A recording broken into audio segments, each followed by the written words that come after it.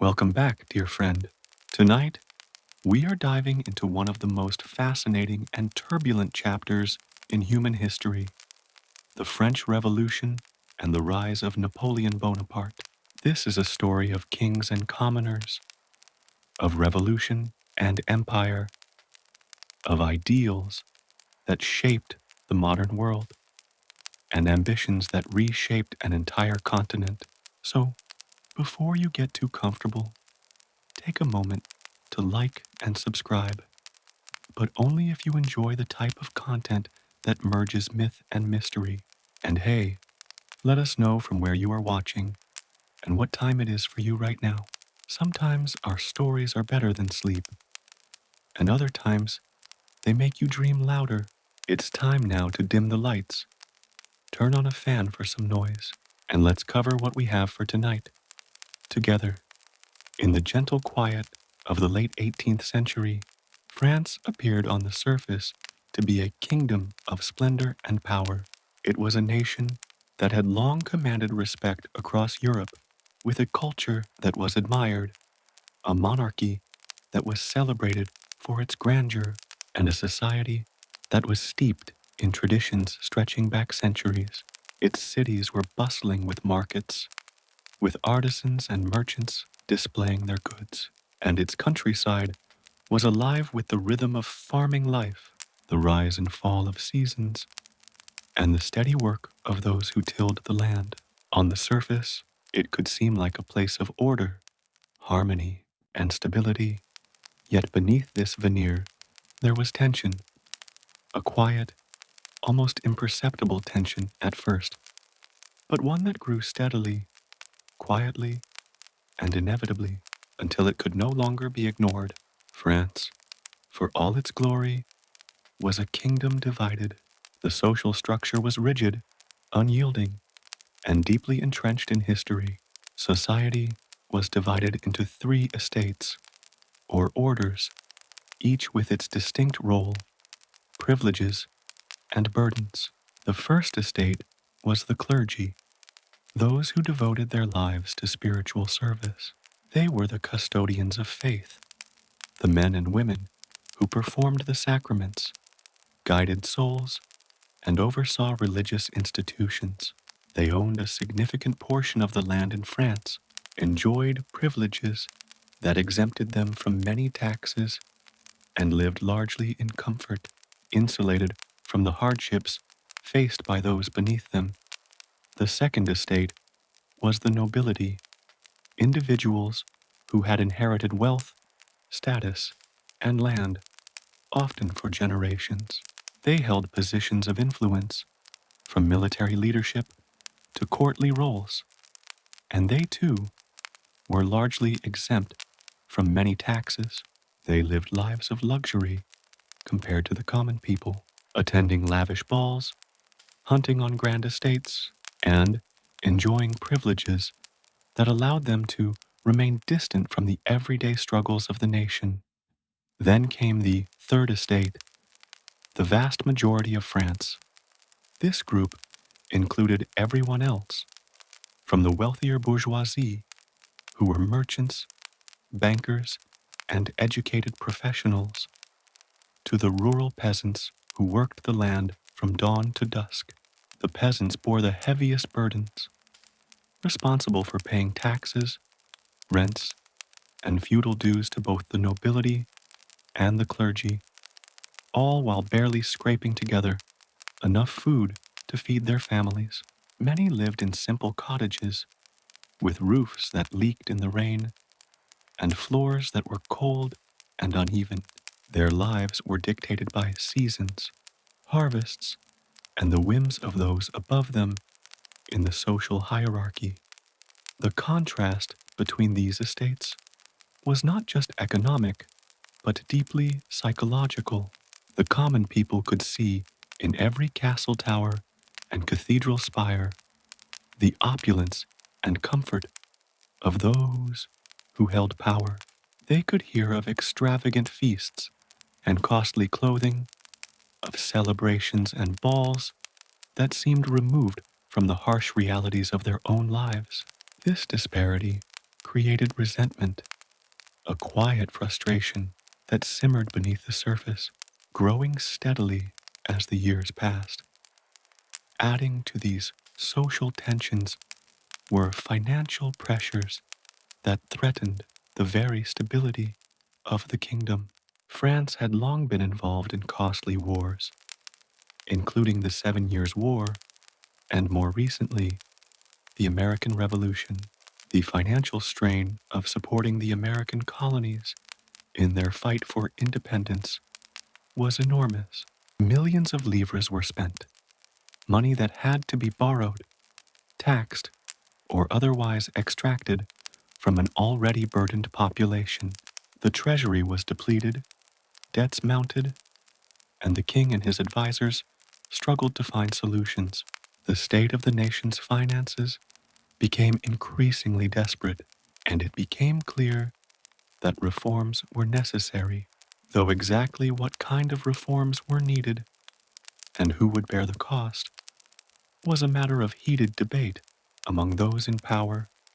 King Louis XVI, a man known for his indecision and reluctance to assert authority, faced a kingdom on the brink of crisis. His court at Versailles was magnificent, adorned with gold, mirrors, and intricate carvings, a place where every gesture was ceremonial, every conversation weighted with protocol. Yet while the king and his advisors debated in ornate halls, outside, the ordinary citizens of France struggled to survive. Bread, the staple of the French diet, had grown scarce and expensive. Many families spent half or more of their income just to feed themselves. Bread riots, a form of protest familiar to towns and villages, began to appear, quiet at first, but growing louder, more frequent, and increasingly difficult for local authorities to contain. The economic strain was compounded by natural disasters. Poor harvests in the years leading up to 1789 led to food shortages, and with shortages came hunger, illness, and frustration.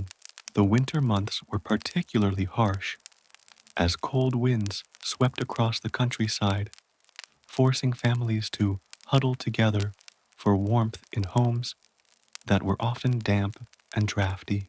In the villages, the cries of the hungry and the sick could be heard in the streets and along the fields, mingling with the sounds of daily toil and the occasional clatter of carts carrying goods to market.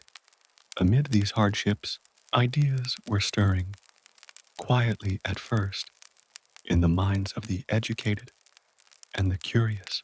The Enlightenment, a movement emphasizing reason, individual rights, and critical thought, had permeated French society, especially in cities and intellectual circles.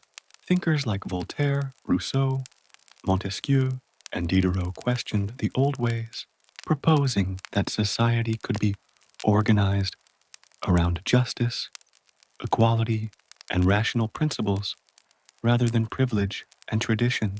These ideas were shared in salons, in printed pamphlets, and in whispered conversations among students, merchants, and even some members of the nobility who were disillusioned with the status quo.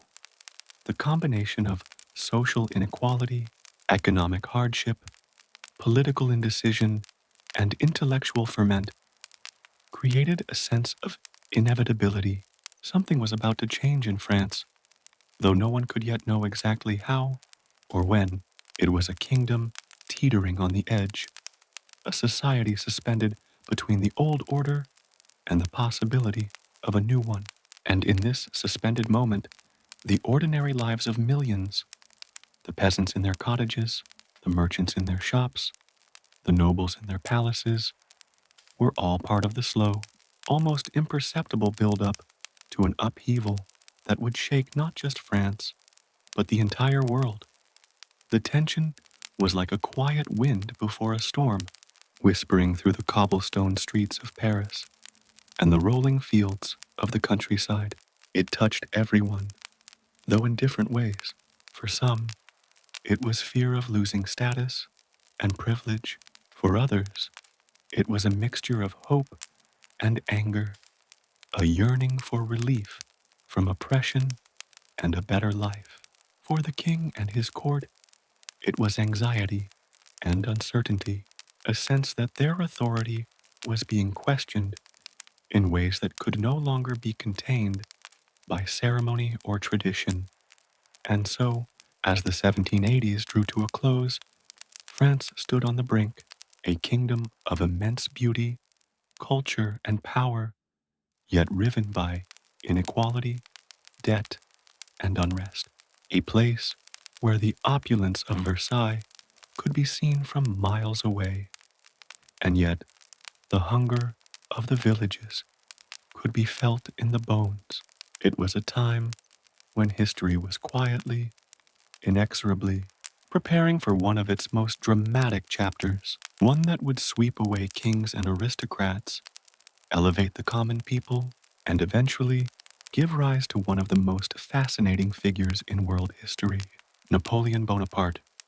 As you imagine the streets of Paris in the fading light, the peasants working tirelessly in the fields, and the glittering halls of Versailles, filled with music, conversation, and hidden worry, you can feel the tension in the air. It is a quiet, almost imperceptible hum, a whisper of change that grows louder as the days pass. And in this calm, reflective moment, you can begin to understand the world into which the French Revolution would be born, a world of contrasts, of hardship and beauty, of despair and hope, and of possibilities that would soon stretch far beyond anything anyone had imagined. As the late 18th century unfolded in France, the cracks in society grew wider, like quiet fissures beneath the surface of the earth, slowly widening over time, almost imperceptibly, yet inevitably shaping the landscape of the nation. The state of France before the Revolution, with its stark inequalities and mounting financial crises, had created fertile ground for unrest. But it was not just hunger, taxes, or feudal obligations that stirred discontent. Beneath the obvious hardships lay subtler, more profound forces, ideas, dreams, and questions that challenged the very foundations of authority, power, and social order. These were the seeds of discontent, small and often invisible, yet potent enough to eventually grow into the towering storm of revolution. One of the most influential currents fueling this unrest was the Enlightenment, a philosophical movement that had been gaining momentum throughout Europe for decades. Enlightenment thinkers questioned traditional structures of power, hierarchy, and governance. They promoted reason as the guiding principle of human affairs, suggesting that knowledge, logic, and rational thought could lead to a more just and fair society. For centuries, the monarchy had ruled through what was called the divine right of kings, a belief that the king's authority came directly from God, and that questioning the monarch was akin to questioning the heavens themselves. Enlightenment philosophers challenged this idea. They argued that political authority should arise from the consent of the governed, that laws should reflect principles of justice, and that individuals were entitled to rights simply by virtue of being human. Voltaire, one of the most prominent voices of the time, used wit, satire, and reason to attack corruption, religious intolerance, and absolute power. His writings circulated widely, often smuggled into France in secret, read quietly by educated individuals who felt a growing disconnect between the ideals of justice and the realities of their society. Rousseau, with his passionate arguments about equality, the social contract, and the general will, planted ideas that suggested society could be reimagined as a collective endeavor where each person had a voice and where government existed not to oppress but to serve the people. Montesquieu, meanwhile, described the importance of checks and balances, the separation of powers, and the dangers of concentrating authority in the hands of one individual. These ideas, though abstract in words, planted tangible seeds in the minds of those who longed for change. In the towns and cities, the ideas of the Enlightenment merged with everyday frustrations. The bourgeoisie, the middle class of merchants, lawyers, and skilled artisans, had wealth and education, but lacked political power.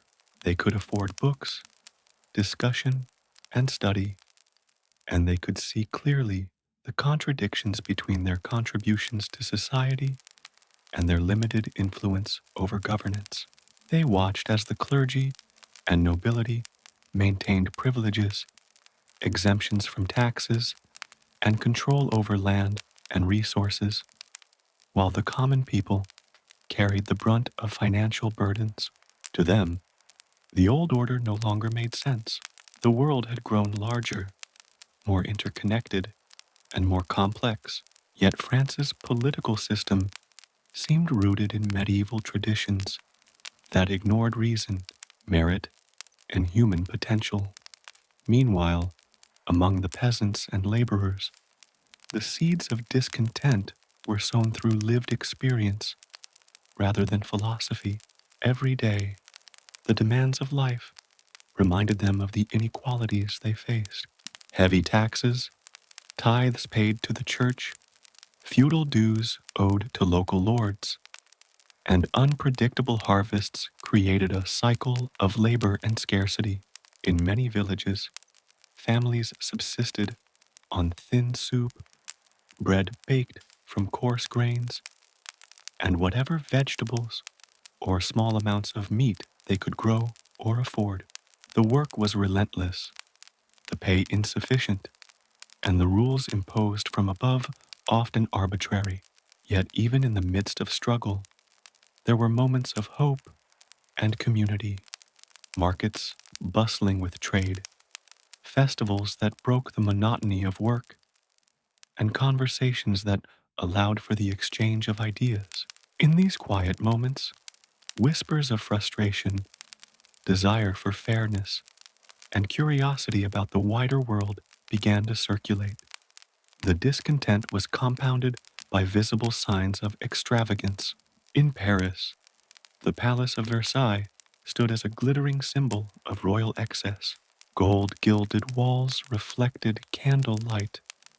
Ceilings were painted with mythological scenes, and fountains danced with water sourced from distant rivers. Courtiers, dressed in the finest fabrics, wore jewelry that sparkled like captured stars, and feasted on food that most common people could never imagine. The contrast between this opulence and the struggle of ordinary citizens was impossible to ignore. For many, the sight of such wealth, combined with their own hardships, deepened the sense that the system was not only unfair, but unsustainable. Beyond philosophy, hardship, and opulence, communication played a critical role in spreading discontent. Pamphlets, newspapers, and broadsheets circulated across France, often carrying the latest ideas from Parisian intellectuals or reporting on economic hardship and political disputes. Even in small villages, travelers, merchants, and educated villagers would share stories, spreading awareness that others felt similar frustrations. People began to see themselves not as isolated individuals suffering alone, but as part of a larger collective, a third estate bound together by common struggle and shared aspirations. The seeds of discontent were further nurtured by the king's indecision. Louis XVI, a man of gentle temperament but limited resolve, struggled to respond effectively to the crises facing his kingdom. Advisors presented conflicting solutions, some demanding tax reform, others urging restraint. Yet action remained slow, cautious, and often insufficient. The perception of inaction eroded confidence in the monarchy and emboldened those who believed that change would not come from above, but must be claimed from below. As these ideas, frustrations, and aspirations grew, they began to converge in unexpected ways. The bourgeoisie's calls for representation, the peasants' calls for relief from feudal burdens, and the intellectual calls for liberty and justice combined into a broad, swelling movement of consciousness. It was not yet a revolution, but it was a preparation, a quiet coalescence of thought, desire, and determination, like seeds lying dormant beneath winter soil. These ideas needed time, nourishment, and the right conditions to sprout. By the time the Estates General was convened in 1789, France was ready. The seeds of discontent had matured into a network of expectations, anxieties, and ambitions that would drive events forward.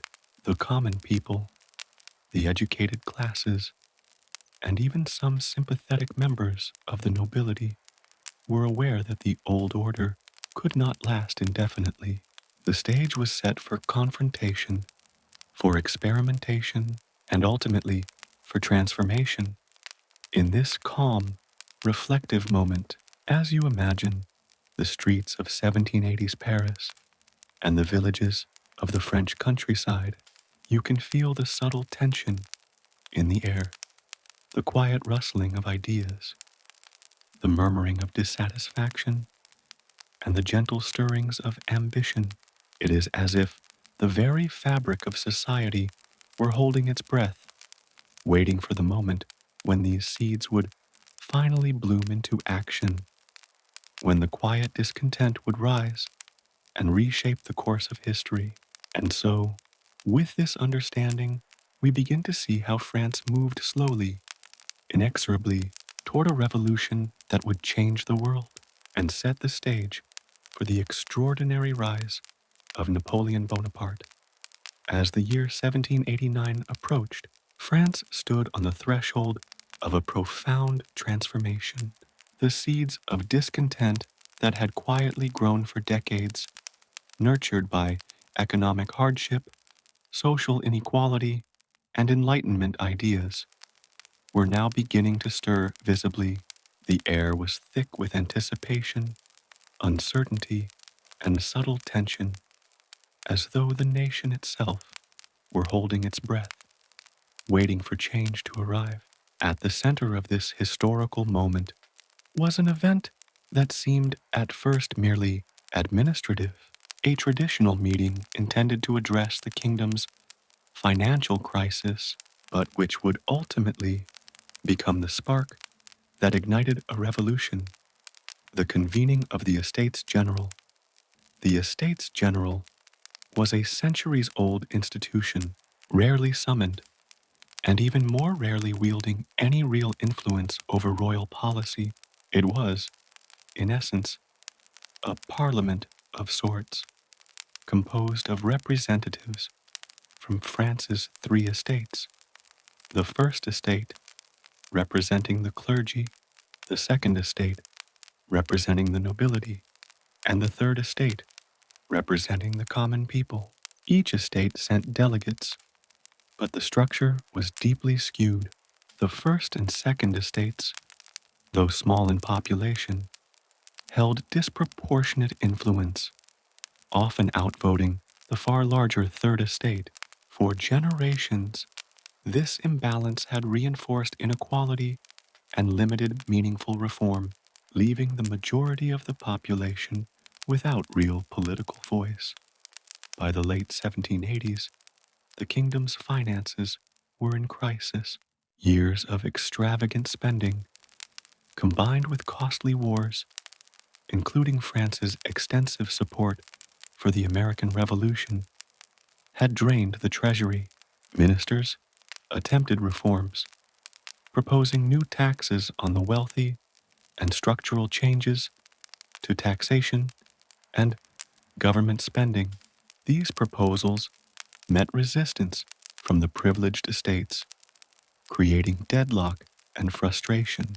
In this context, King Louis XVII, guided by his ministers, reluctantly called the Estates General, hoping that consultation might provide solutions to the fiscal crisis. Little did he know that the meeting would quickly evolve into a contest of power, representation, and legitimacy. When the Estates General convened in May of 1789 at the Palace of Versailles, it was an event both ceremonial and fraught with tension. The delegates, dressed in their finest clothing, arrived in carriages, their voices echoing in the vast halls and corridors. The First Estate, composed of bishops, abbots, and other clergy, carried themselves with quiet dignity, mindful of their spiritual authority. They were accustomed to influence and deference, their positions often intertwined with centuries of tradition. The Second Estate, the nobles, were equally confident, proud of their heritage, their privileges, and their exemptions from many burdens that weighed on the common people. The Third Estate, however, arrived with a sense of purpose, urgency, and simmering frustration. These delegates were lawyers, merchants, and other representatives of the bourgeoisie, individuals who were educated, articulate, and increasingly aware of the contradictions in the kingdom's social and political systems. They understood that they represented the vast majority of the population, yet they were confined by a system that gave them only one vote per estate, effectively ensuring that the First and Second Estates could always outvote them. This imbalance created a subtle tension, a quiet but growing sense that the established rules of engagement no longer reflected justice or fairness. From the very beginning, disagreements emerged over procedures, representation, and voting. The Third Estate demanded that the voting be conducted by head rather than by estate, so that each delegate would have an equal voice. The First and Second Estates resisted, insisting on maintaining the traditional structure. These disputes were not merely technical, they revealed the deeper currents of power, privilege, and legitimacy that would shape the revolution. The Third Estate's insistence on equal representation was, in essence, a challenge to the very foundation of the Ancien Régime, the centuries-old system of monarchy and hierarchy that had governed France. As the debates continued, tensions grew, and the Third Estate began to assert its independence more boldly. Meetings were held in corridors, gardens, and side chambers, where delegates could speak freely without the formalities and pressures of the main assembly hall. Ideas circulated rapidly, ideas about equality, justice, and the rights of citizens. The delegates began to see themselves not merely as petitioners to the king, but as representatives of the people, entrusted with the responsibility to demand meaningful change. The king and his advisors observed these developments with increasing concern. Louis XVI, who had hoped for measured consultation, found himself confronted by a delegation whose confidence and sense of purpose exceeded his expectations. The Third Estate was no longer willing to follow the rules dictated by tradition. It was determined to create a new framework, one that reflected the realities of the nation rather than the privileges of the few. This shift in attitude marked a subtle but profound turning point. The situation reached a pivotal moment when the Third Estate, facing repeated resistance from the other estates, made a bold declaration they would act independently and assume the authority to speak for the nation. This decision was not made lightly. It was the culmination of careful reflection, discussion, and growing awareness of their collective power. In doing so, they effectively challenged the traditional authority of the monarchy, asserting that legitimate governance required the consent and participation of the majority. This act of defiance set the stage for subsequent events, most notably the formation of the National Assembly, a body that would claim to represent the people of France as a whole. The National Assembly's creation was a profound assertion of political legitimacy, grounded not in inherited privilege or royal decree, but in the recognition of common interest and collective responsibility. It was a step toward a new kind of political order, one that would slowly erode the old hierarchies and eventually transform France into a republic. Even in these early stages, the stakes were clear. The monarchy faced the challenge of preserving authority without alienating the people, while the Third Estate sought to establish a system that recognized the fundamental equality and rights of citizens. The debates, speeches, and strategies of the Estates General reflected not only immediate financial concerns, but also deeper philosophical questions about the nature of power, justice, and representation. As you imagine the assembly hall at Versailles, the voices of delegates rising and falling, the careful gestures of the clergy, the confident postures of the nobility, and the determined expressions of the Third Estate, you can sense the subtle shift in the air. It is a tension that is almost tangible, a quiet but undeniable recognition that history is being made. The seeds of discontent, carefully nurtured over decades, are beginning to sprout in visible, concrete ways. The ordinary citizens of France may not yet know the details of these debates, but they feel the effects in markets, taverns, and fields. The nation is awakening to the possibility that change is not only necessary, but inevitable. The Estates General of 1789, though initially called to address financial issues, became a crucible in which ideas, ambitions, and frustrations were tested. It marked the beginning of a slow, inexorable transformation, one that would lead to the creation of the National Assembly, the drafting of revolutionary documents, and the ultimate collapse of centuries-old institutions. In this calm, reflective moment, as you picture the delegates moving through the halls, consulting in hushed conversations, and debating with careful intensity, you can feel the quiet anticipation of a nation on the brink. The French Revolution is not yet fully underway, but its first decisive steps have been taken, and the world is beginning to shift in subtle, irreversible ways. The year was 1789, and France was already in a state of quiet upheaval. The Estates General had convened, bringing together representatives of the three estates in the grand halls of Versailles. At first, the assembly seemed a ritual, an echo of centuries past, where the king and his advisors might seek counsel and the estates could discuss matters of finance. Yet beneath the formality, tension hummed through the air like the faint vibration of a distant storm. The Third Estate, representing the majority of France's population, had grown increasingly frustrated with the constraints of tradition. They understood that merely attending sessions under the old rules could not produce the changes their country desperately needed. Day after day, the debates became more charged.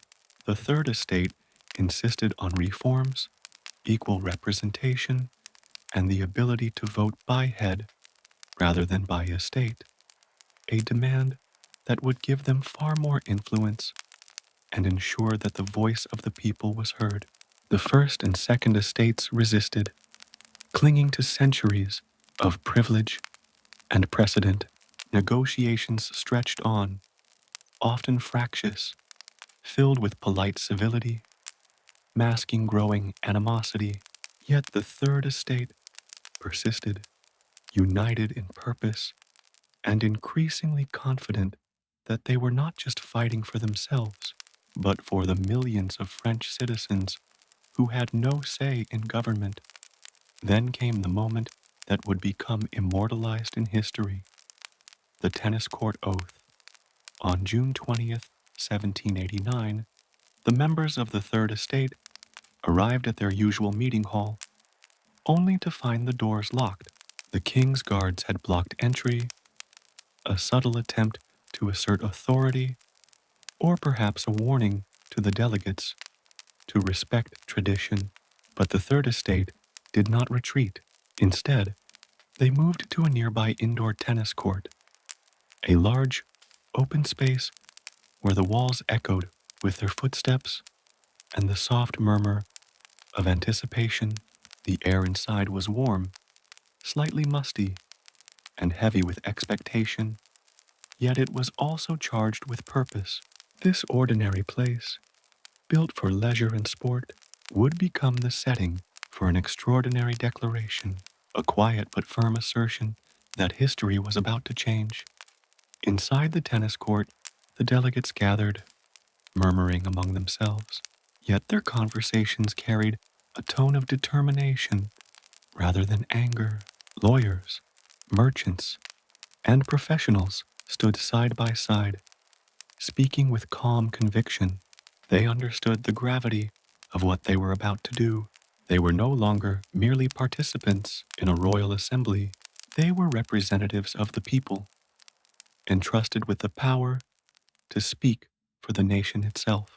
The atmosphere was solemn, almost meditative, as the members reflected on the weight of their responsibility. It was here that the delegates took an extraordinary oath. With voices steady, they pledged not to separate until they had created a new constitution for France. This was more than a promise. It was a declaration of intent, a symbolic and practical assertion that the authority of governance must ultimately derive from the collective will of the people rather than the inherited power of kings or the privileges of a few. The words of the oath were simple, yet profound. The Third Estate would not be deterred, and they would continue their work until France was reimagined according to principles of justice, equality, and shared responsibility. The symbolism of the tennis court oath was powerful. The delegates were standing in a space designed for play and recreation, yet they were engaged in the most serious work imaginable, the remaking of a nation. Their act sent a quiet but unmistakable message to the monarchy, the nobility, and the clergy. The old ways could no longer contain the aspirations of the people. Authority was no longer solely the king's to grant or withdraw. It was a social contract, an agreement that required the consent of those it governed. As the delegates took the oath, their determination inspired a sense of unity that transcended individual differences. The lawyers from Paris, the merchants from provincial towns, and even some sympathetic members of the clergy found themselves connected by a common purpose. They were bound together not just by words, but by the shared recognition that the future of France was in their hands. In this quiet, focused moment, the revolution became real, not yet violent or chaotic, but tangible in its principle and intent. Outside the tennis court, the streets of Versailles remained calm, yet tension lingered like a soft undertone, a quiet awareness that something momentous had just occurred. News of the oath spread slowly at first, carried by word of mouth, letters, and discreet conversations. As ordinary citizens began to learn that the Third Estate had asserted itself in this unprecedented way, a sense of possibility grew. The idea that change was achievable, that the voices of the people could shape their destiny, resonated with everyone who had long endured inequality, hardship, and neglect. The tennis court oath also marked a subtle shift in strategy. The Third Estate realized that unity and resolve were more powerful than mere debate. They no longer waited for the king's approval or for the nobility to recognize their legitimacy. Instead, they claimed it for themselves, asserting their right to act in the interests of the nation. This mindset would carry France forward through months of political tension, social upheaval, and eventually revolutionary change. In imagining the scene, one can picture the quiet determination in the faces of the delegates, the concentration, the slight nods of agreement, the careful, deliberate movements as they signed the symbolic documents. The air in the hall was thick with anticipation and calm intensity, the kind of focused energy that does not shout or demand attention, but resonates quietly, leaving a lasting impression on all who experience it. In a sense, it was a prelude to the larger revolution to come, measured yet resolute, determined yet patient, filled with purpose that would ripple outward and touch the entire nation. And so, in this moment of reflection, as you picture the delegates standing in the warm, slightly echoing tennis court, you can feel the subtle power of intention, the quiet promise of a people beginning to assert their collective voice. The tennis court oath was not merely an event, it was the first resolute step in a journey that would sweep away centuries of tradition and reshape France forever. It was the awakening of a nation, a calm yet undeniable turning point where the aspirations of ordinary citizens began to merge with bold action, setting the stage for the dramatic events that would follow in the months and years ahead. It was July 14th, 1789, and the streets of Paris were quietly tense, like the stillness before a summer storm. For weeks, rumors had been circulating, whispers of unrest and anger carried through the crowded streets, the bustling markets, and the narrow alleyways. The people of Paris had long felt the strain of rising bread prices, heavy taxes, and growing inequality. They had heard of the bold actions of the Third Estate at Versailles, of the National Assembly asserting itself, and of the tennis court oath, where delegates had pledged to create a new constitution for France. These events had inspired hope, but also uncertainty. The people knew that change could come, yet they did not know exactly how it would manifest or what risks it would carry. At the center of their attention was the Bastille, a fortress that loomed over the eastern edge of Paris. The Bastille was a prison, but more than that, it was a symbol for the ordinary citizens. It represented the arbitrary power of the monarchy, the authority to detain individuals without trial, and the oppression of a system that allowed privilege and power to go unchecked. Though the prison itself contained only a few prisoners, the fortress's significance was far greater than its physical presence. Its walls, tall and imposing, seemed to embody the weight of centuries of injustice and fear. The city had already been tense for days. People gathered in small groups, discussing the rising cost of bread, the failures of local authorities, and the news from Versailles. Tensions escalated when rumors spread that the king was preparing to use force against the National Assembly and the people of Paris. Crowds formed in the streets, growing larger with each passing hour. They were not yet organized in any formal sense, but there was a collective understanding that action might soon be necessary.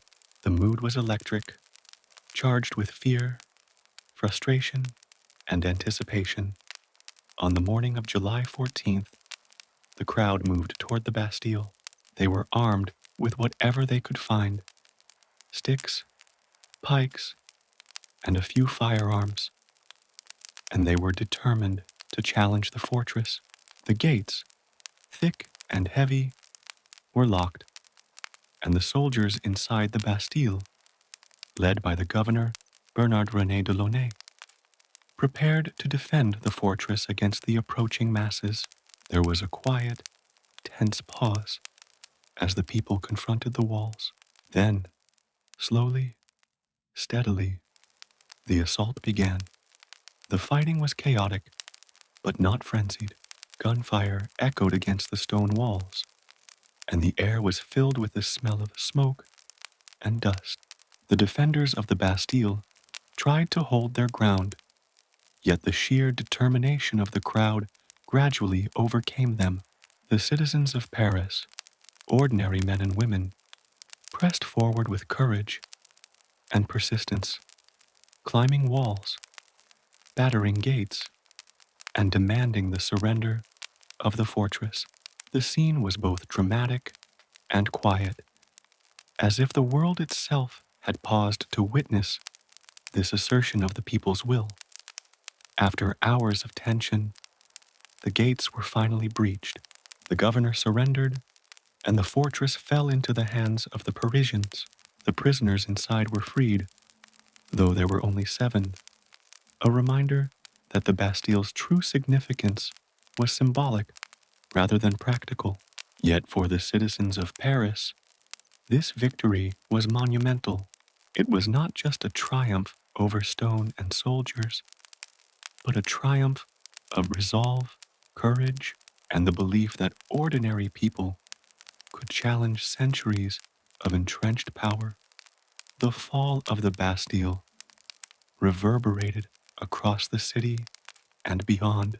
People celebrated in the streets, their cheers echoing through the alleys, mingling with the sounds of bells, drums, and spontaneous music. Flags were raised, improvised speeches were made, and the sense of possibility was tangible. The storming of the Bastille became a symbol of the revolution itself, a moment when ordinary people, driven by necessity and conviction, claimed agency over their own lives and the destiny of their nation. Yet even amid the celebrations, there was an undercurrent of uncertainty. The events of that day, while victorious, carried risk. The monarchy still existed, and the possibility of retaliation loomed. The streets of Paris, once calm and familiar, had become sites of potential danger, and the city itself was transforming into a theater of revolutionary action. Citizens had learned that power could be challenged, but the full consequences of that challenge were still unknown. The storming of the Bastille also had a profound psychological impact. It inspired people across France, from small villages to larger towns, who had felt powerless against the structures of authority. News traveled slowly, yet when it arrived, it carried a message of hope and empowerment. Ordinary citizens began to believe that change was not only necessary, but achievable. They realized that the collective will, when united and determined, could confront institutions that had long seemed invincible. In the calm reflection of history, we can imagine the scene with soft attention to detail. The quiet intensity in the faces of the attackers, the cautious movements of the soldiers, the sun casting long shadows across the fortress walls, and the murmurs of anticipation that preceded each decisive action. The day was dramatic in its events, but could also be experienced slowly, quietly, and meditatively as a series of moments building upon one another. Tension, resolve, confrontation, victory. The storming of the Bastille was more than a military act. It was a statement, a declaration by the people that the old order was no longer unchallenged. It demonstrated the potential of collective action, the importance of symbolic gestures, and the growing influence of the Third Estate and ordinary citizens in shaping the destiny of France. It was a quiet revolution of courage and belief, one that would ripple outward, affecting not just the politics of France, but the consciousness of its people and, eventually, the entire course of European history. As you picture the scene in your mind, imagine the calm determination of the Parisians, the slow and deliberate acts of climbing, pushing, and negotiating, the echoes of footsteps and whispered strategy. The Bastille, once a symbol of fear and oppression, becomes a testament to the power of persistence, unity, and courage. And in this reflection, you can feel the quiet, hypnotic rhythm of change, the slow but unstoppable movement of history, carried not by armies of kings, but by the steady, determined actions of ordinary people who dared to claim their voice. After the dramatic events of July 14th, 1789, when the Bastille fell into the hands of the people of Paris, the atmosphere across France began to shift in subtle yet profound ways. The victory in Paris inspired not only hope, but also unease, a sense that change was imminent and that old hierarchies could no longer maintain their unchallenged authority. The news of the storming of the Bastille spread gradually, carried by travelers, messengers, and letters, reaching villages and towns far from the capital. For the rural population, who had long felt the weight of taxes, feudal obligations, and uncertainty, this news stirred both excitement and fear. It was in this charged environment that a phenomenon historians would later call the Great Fear emerged, a wave of panic, rumor, and revolutionary fervor that swept across the French countryside. The Great Fear was not a single event, but rather a period of intense social anxiety that lasted through the summer months of 1789. In the villages, rumors spread with astonishing speed. People whispered that marauders, foreign armies, or royal troops were on their way to attack farms, seize grain, or punish villagers for their newfound revolutionary sympathies. Often, these stories were exaggerated or entirely unfounded, yet they fueled genuine fear and uncertainty. Peasants, already living with precarious resources, could not ignore the possibility that their homes, their livestock, and their very livelihoods might be threatened. The tension in the air was palpable, like a slowly building storm, quiet at first, but impossible to dismiss. In response to these fears, peasants began to take action, often spontaneously and without centralized coordination. They armed themselves with pitchforks, farming tools, and whatever weapons they could find. Groups of villagers organized patrols and defensive measures, ready to confront the imagined threats.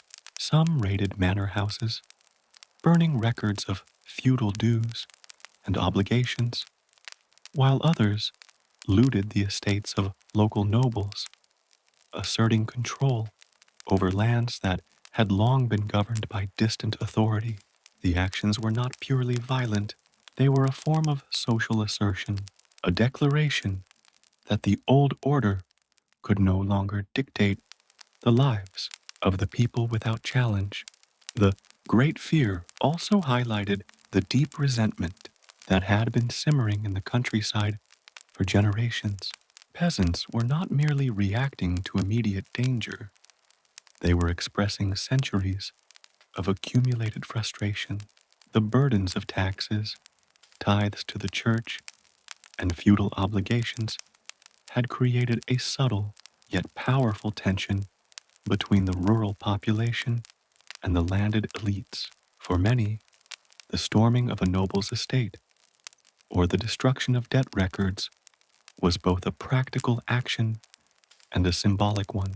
It was a way to reclaim autonomy and assert the principle that life need not be governed by centuries-old hierarchies. Meanwhile, the events in Paris continued to influence the countryside. The National Assembly's assertion of authority, combined with the symbolic power of the Bastille's fall, encouraged peasants to believe that action could lead to meaningful change. Letters and newspapers brought news of the revolution's progress, and even distant villages were drawn into the unfolding drama. In some areas, peasants gathered in local assemblies to discuss the reforms they hoped to see, echoing the debates that had begun in Versailles and Paris. The countryside, which had once seemed distant from the political centers of France, became an active participant in the revolutionary process. The Great Fear also revealed the fragility of the Ancien Regime. The monarchy and nobility, accustomed to unquestioned authority, found themselves unable to control the rapid spread of information, rumor, and popular action. Local officials, often uncertain of their loyalties or fearful for their safety, were sometimes powerless to prevent uprisings or protect estates. The existing social and administrative structures were strained, and in many cases collapsed under the pressure of widespread discontent. This breakdown of authority was both terrifying and empowering for the rural population, who saw an opportunity to assert influence in ways that had previously seemed impossible. Amid these events, the National Assembly took notice of the unrest and sought to respond. On August 4th, 1789, the Assembly took a decisive step. It formally abolished feudal privileges. This historic decree eliminated many of the obligations that peasants had been compelled to fulfill for centuries. Lords no longer held the right to demand labor, tithes, or arbitrary fines.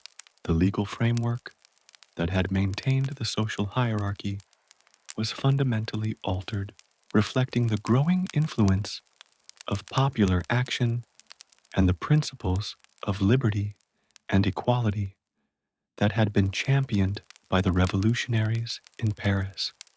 In imagining the Great Fear, one can picture the French countryside alive with movement, tension, and anticipation.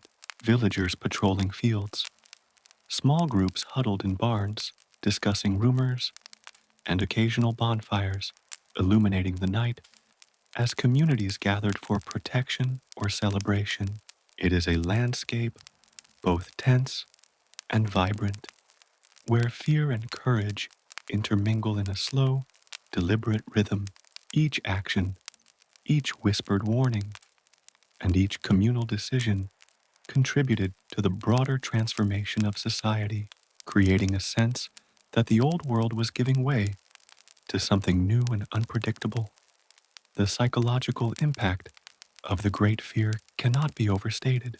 It demonstrated the power of collective belief, the speed with which information, or even rumors, could mobilize communities, and the capacity of ordinary people to enact social change.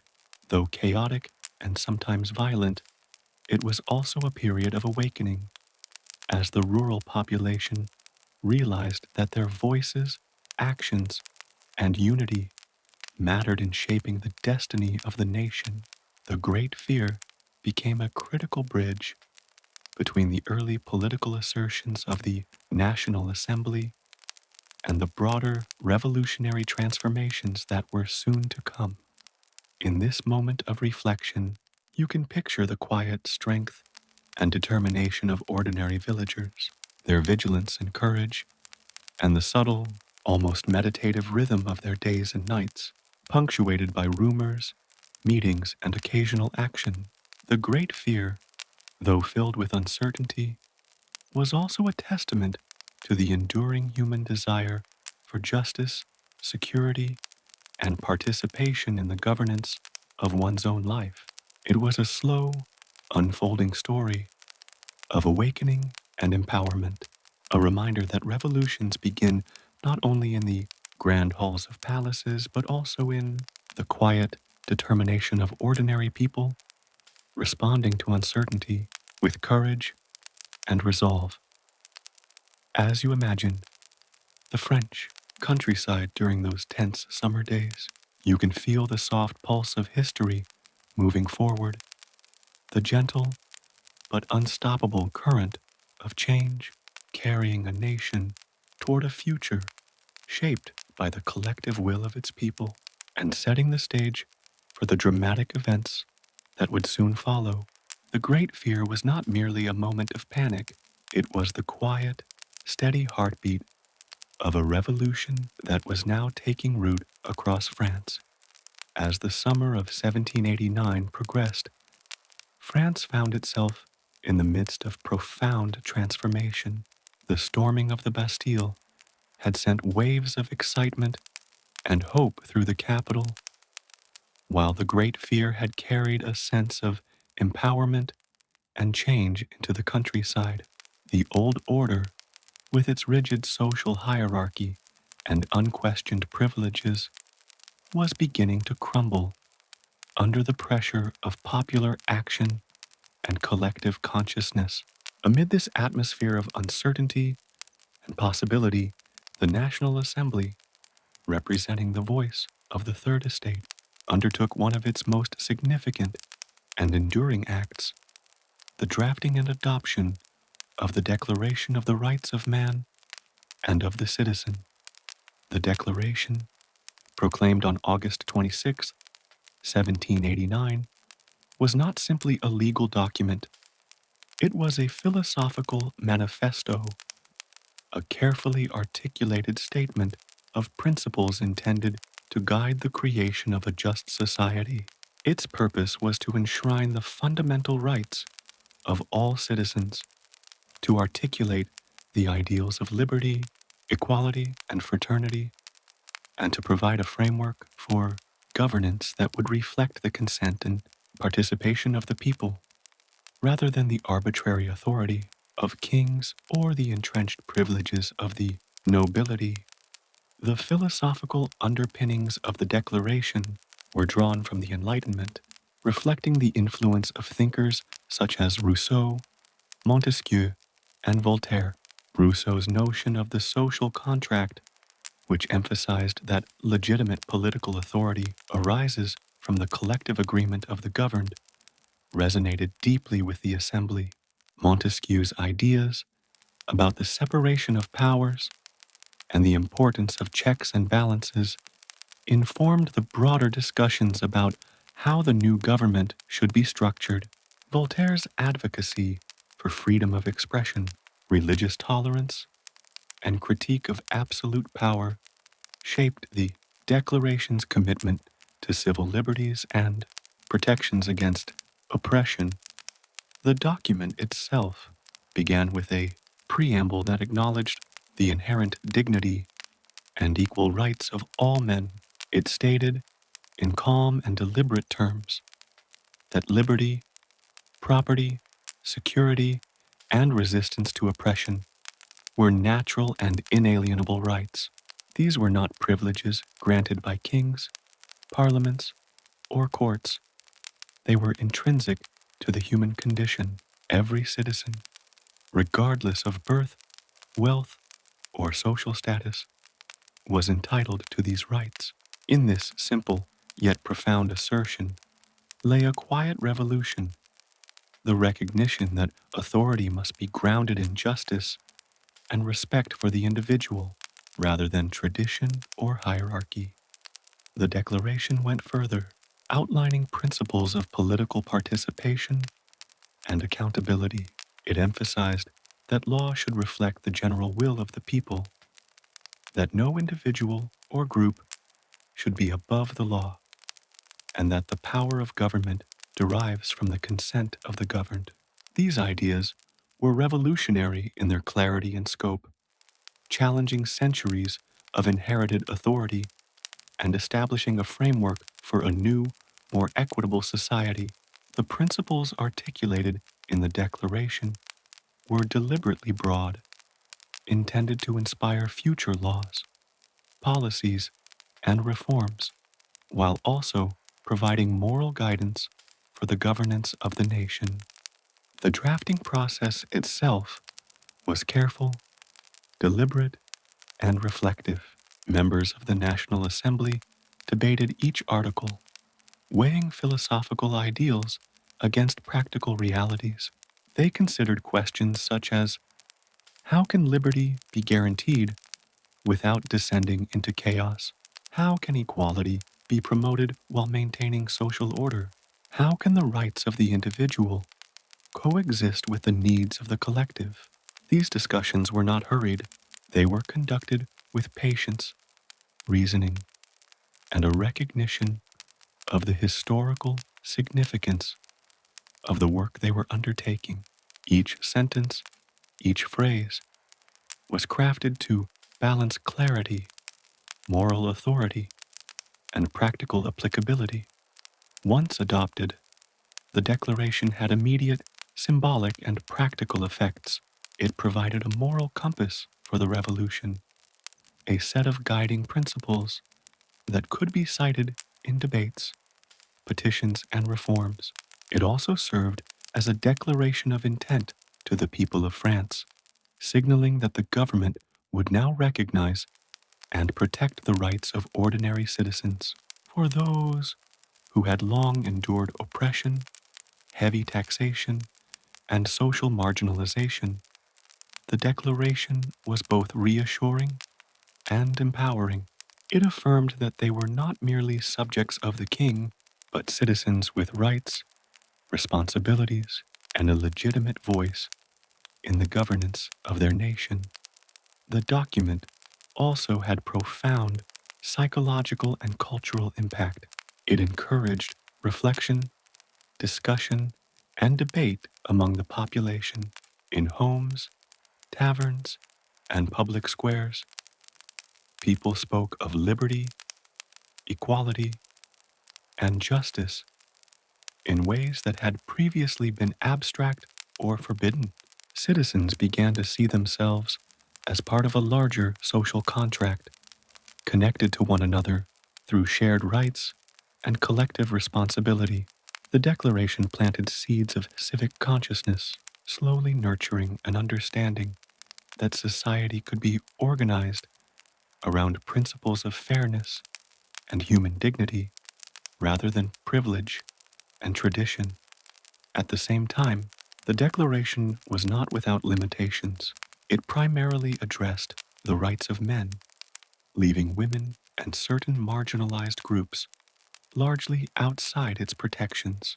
Yet even these limitations were part of the evolutionary process of political thought, a reflection of the challenges inherent in translating revolutionary ideals into practical governance.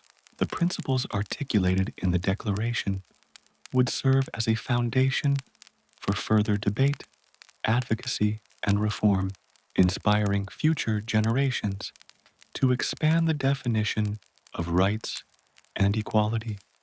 In imagining the moment of adoption, one can picture the National Assembly gathered in solemn deliberation, the delegates listening carefully, nodding in quiet agreement and reflecting on the profound significance of their work. The air was charged not with anger or chaos, but with calm determination and thoughtful intention. Each article of the Declaration was read, considered, and ultimately affirmed, forming a document that would resonate far beyond the walls of Versailles. It was a quiet triumph, a testament to the power of reason, dialogue, and deliberate action. As you imagine the calm, deliberate passage of the Declaration, you can feel the soft rhythm of change sweeping across France. The principles of liberty, equality, and security settled gently into the consciousness of the nation, like seeds planted in fertile soil, waiting to take root and grow over time. Citizens, both in the cities and in the countryside, began to see themselves as participants in history, capable of shaping the future through collective action, dialogue, and adherence to principles of justice. The Declaration of the Rights of Man and of the Citizen thus stands not merely as a historical document, but as a quiet, enduring symbol of the transformative power of ideas. It represents the calm assertion that justice, equality, and human dignity are not privileges, but inherent rights. It reminds us that revolutions are not only violent upheavals, but also slow, deliberate processes of reflection, discussion, and moral reasoning. And as the French Revolution continued to unfold, the Declaration would serve as both guide and inspiration, shaping the actions of the National Assembly, the aspirations of the people, and the course of history itself. As the summer of 1789 progressed, the mood in France was charged with quiet intensity. The National Assembly had taken bold steps, including the adoption of the Declaration of the Rights of Man and of the Citizen. But tensions in Paris remained high. The city was filled with rumors of food shortages, rising prices, and uncertainty about the king's intentions. Ordinary citizens, particularly women, who were deeply affected by the scarcity of bread, felt an urgent need to take action. It was in this atmosphere of hunger, determination, and simmering frustration that one of the most iconic events of the early revolution unfolded: the March on Versailles. The March on Versailles, which began on October 5th, 1789, was driven primarily by Parisian women, many of whom were market vendors, mothers, and laborers. These women, whose lives were intimately tied to the availability and affordability of food, had long endured hardship and frustration. The price of bread, a staple of the French diet, had risen dramatically, leaving many families struggling to survive. Rumors that the king and his court were indifferent to the suffering of the people fueled their determination. It was not only a practical concern for sustenance, but also a symbolic struggle to remind the monarchy that the people of France could no longer be ignored. On that crisp autumn morning, thousands of women gathered in the marketplaces and streets of Paris. Their footsteps were deliberate and purposeful, echoing softly against the cobblestones.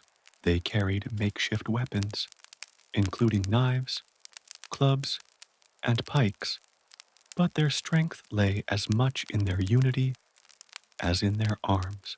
Their numbers grew steadily, swelling as crowds from surrounding districts joined the march. The atmosphere was tense, yet calm, imbued with a quiet resolve that carried each participant forward. As the march progressed, the women's determination drew attention and support from others. Men joined along the route, soldiers, laborers, and citizens, inspired by the courage and persistence of the marchers. Together, they formed a sizable procession, moving steadily through the streets, their rhythm measured and deliberate, as if the very act of walking and chanting their grievances was a form of meditation. Their focus was clear. They would reach the royal palace at Versailles, confront the king, and demand attention to the suffering that had long been overlooked. Upon reaching Versailles, the marchers were met with both awe and tension. The palace, with its grand facades, expansive gardens, and ornate halls, was a striking contrast to the hardships of the city. For the women and their supporters, it was both intimidating and symbolic, a reminder of the stark inequalities that had driven them to action. Yet they were undeterred. Their voices, carrying chants, demands, and cries for bread, filled the courtyards and halls, echoing through the corridors and reaching the king and his court. King Louis XVI, initially hesitant and uncertain, was forced to confront the reality of the situation. The marchers demanded action. They sought not only the alleviation of immediate hardships, such as access to food, but also political acknowledgement of the changes sweeping across France. Their presence at Versailles, a physical manifestation of the people's voice, underscored the growing power of collective action. The king's advisors, who had long relied on protocol and ceremony to maintain order, found themselves navigating a new reality, one in which the authority of the monarchy could be directly challenged by ordinary citizens. The marchers' determination culminated in a series of interactions with the king and his family. They pressed for the relocation of the royal court to Paris, effectively bringing the monarchy closer to the people and placing it under greater public scrutiny. Their insistence reflected both practical concerns, ensuring that the needs of the populace were addressed, and symbolic significance, asserting that the king could no longer remain distant or insulated from the realities of daily life. In these exchanges, the marchers demonstrated a blend of courage, strategy, and purpose, qualities that would become hallmarks of revolutionary action throughout France. The events of the march also highlighted the evolving role of women in the revolution.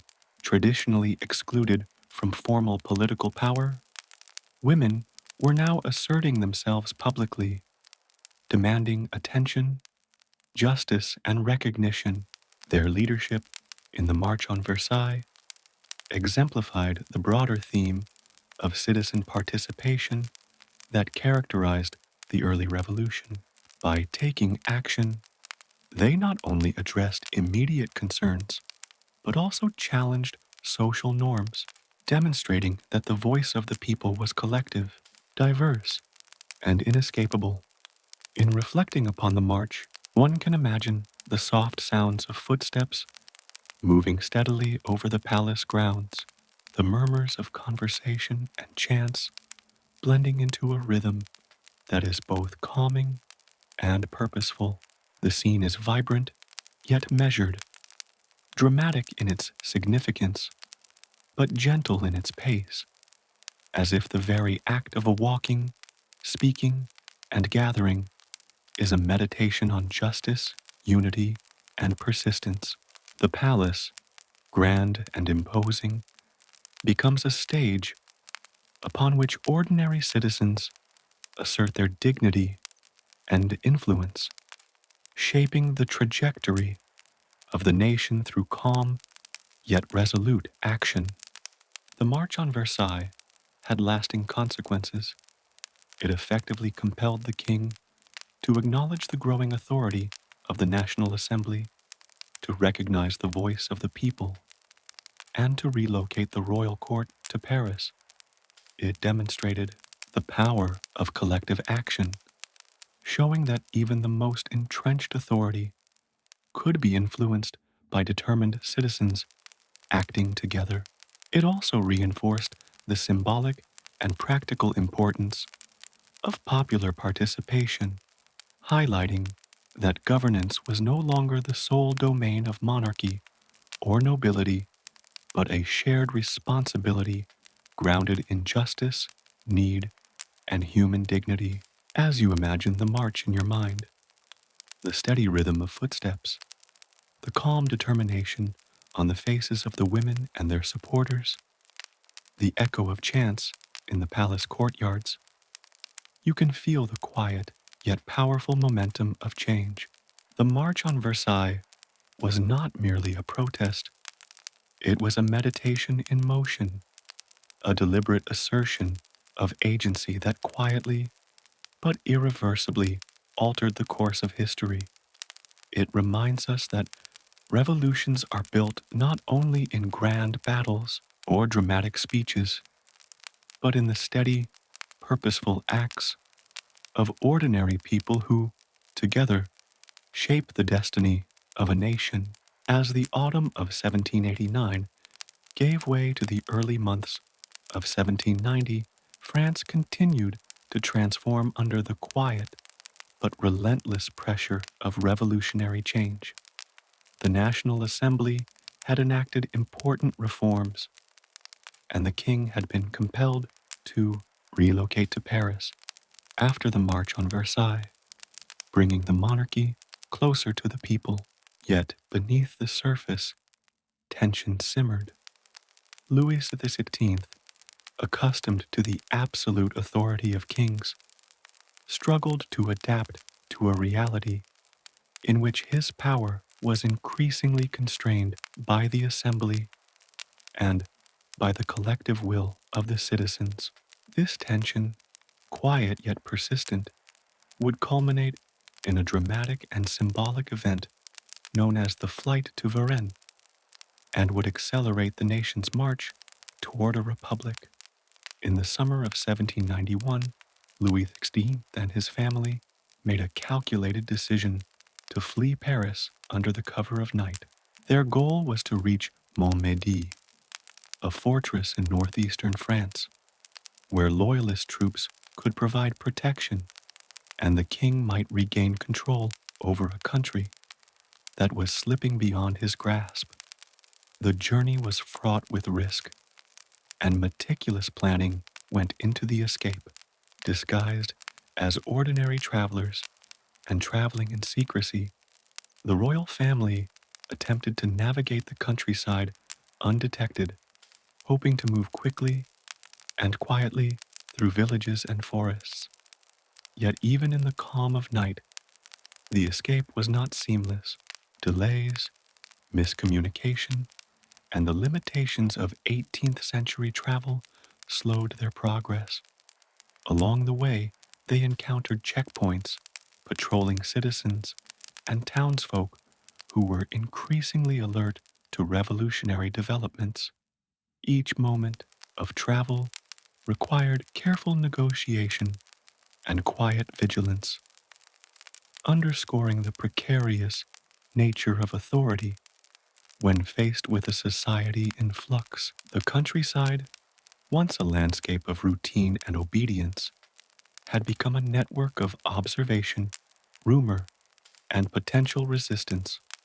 On the night of June 20th, 1791, the royal family reached the town of Varennes, only to be recognized by vigilant citizens who were attuned to the faces, clothing, and descriptions of the fleeing monarchs. Word quickly spread, and the town mobilized to intercept the family. By morning, the royal escape had been thwarted. Louis XVI and his family were returned to Paris under a tense but largely peaceful escort. The psychological impact of the event was profound. The king's authority, already weakened by previous revolutionary actions, was now further undermined, and public confidence in the monarchy diminished, the flight to Varennes revealed several critical truths to the French people. First, it demonstrated that the king was not fully committed to the constitutional framework emerging under the National Assembly. His flight suggested an allegiance to old powers, foreign support, and resistance to popular sovereignty. Second, it highlighted the growing capacity of ordinary citizens to observe, intervene, and influence political events. The vigilance of townspeople in recognizing and stopping the king underscored a new social reality. The people were no longer passive subjects, but active participants in the nation's governance. In the aftermath of the failed escape, debates intensified within the National Assembly and throughout Paris. Radical voices argued that the monarchy could no longer be trusted, that the king's intentions were incompatible with the revolutionary ideals of liberty and equality, and that France must move toward a republican form of government.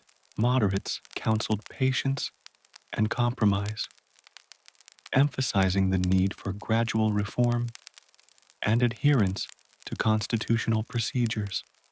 The tension between these perspectives created a dynamic environment in which the future of France remained uncertain, yet full of possibility.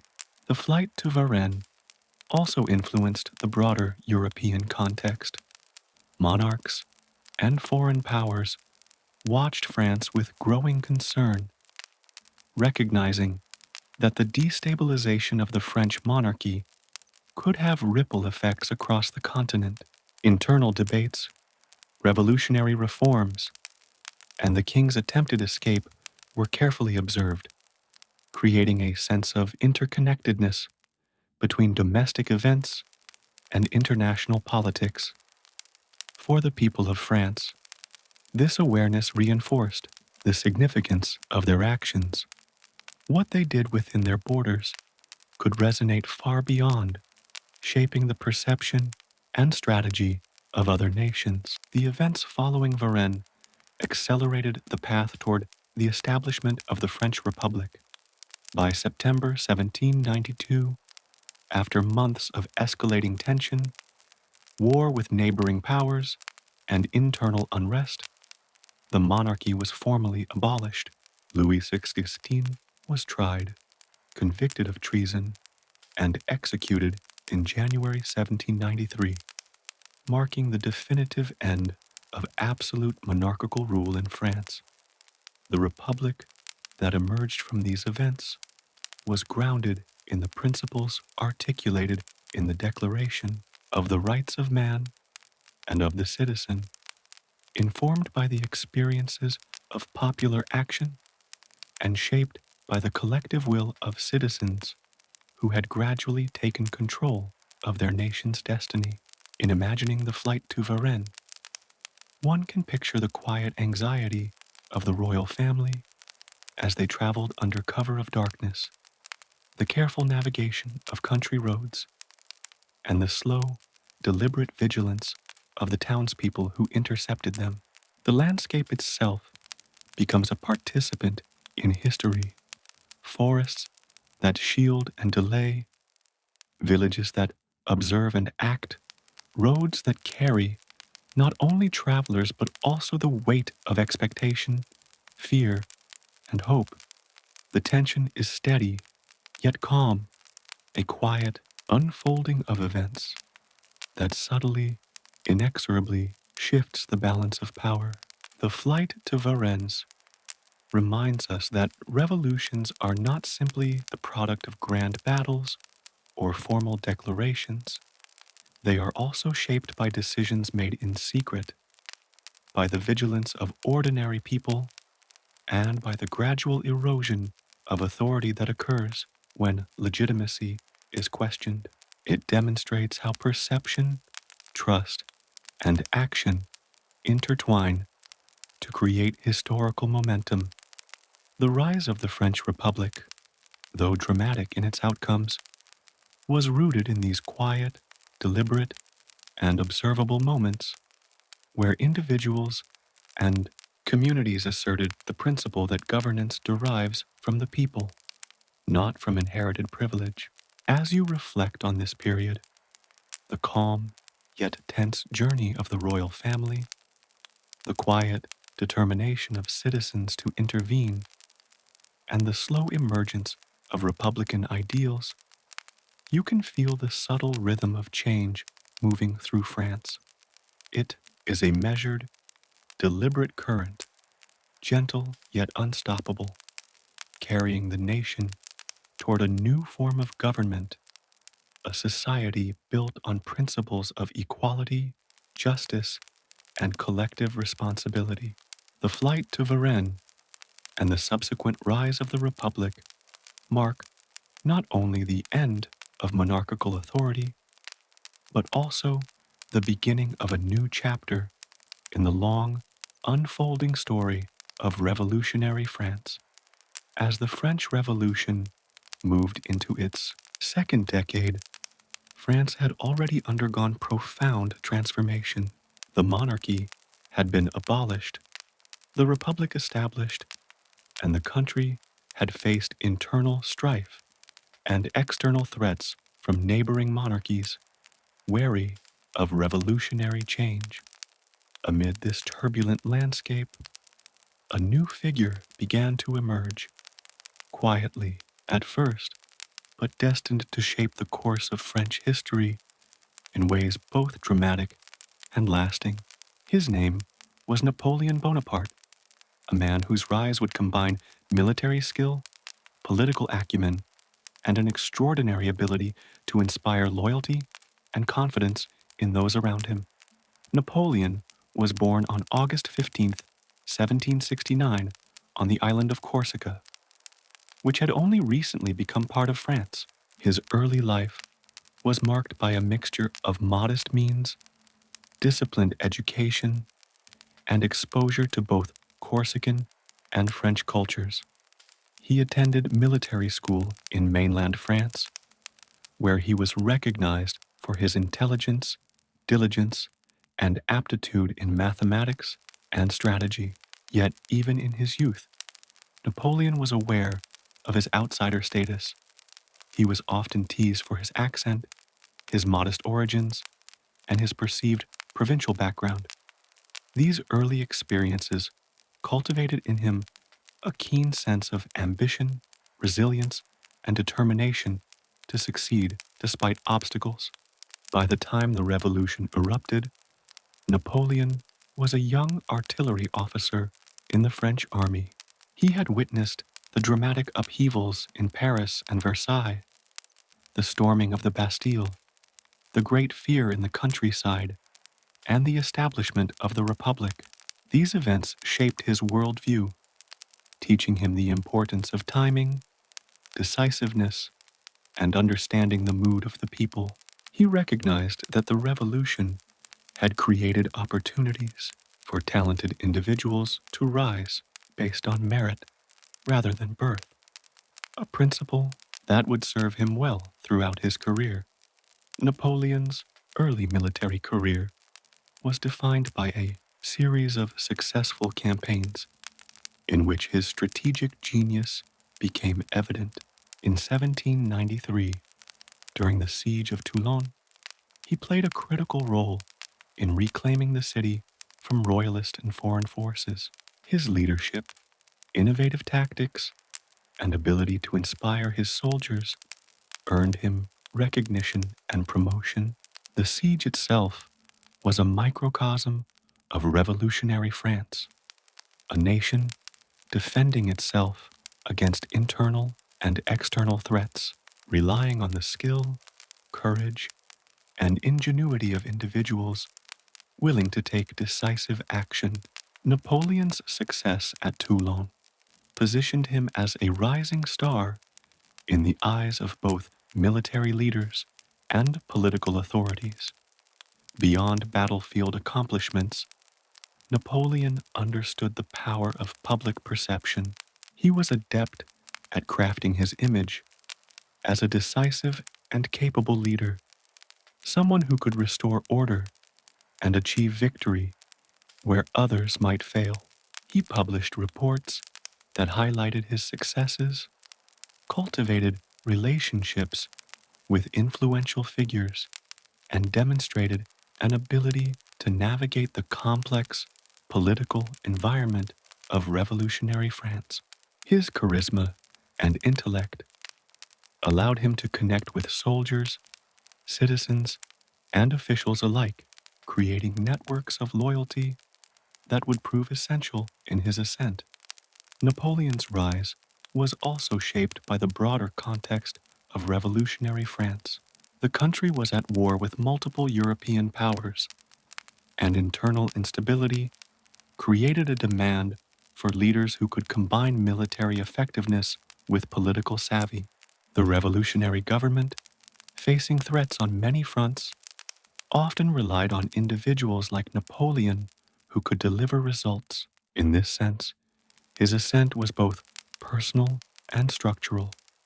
He had the talent, ambition, and intelligence to succeed, but the circumstances of the time created an environment in which such talent could flourish.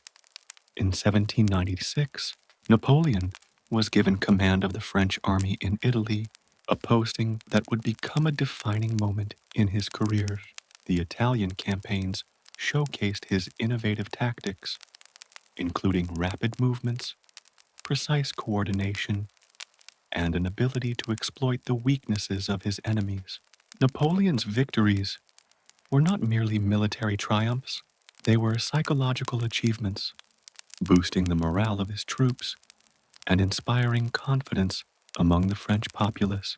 Letters, newspapers, and official reports celebrated his successes, further cementing his reputation as a capable and visionary leader.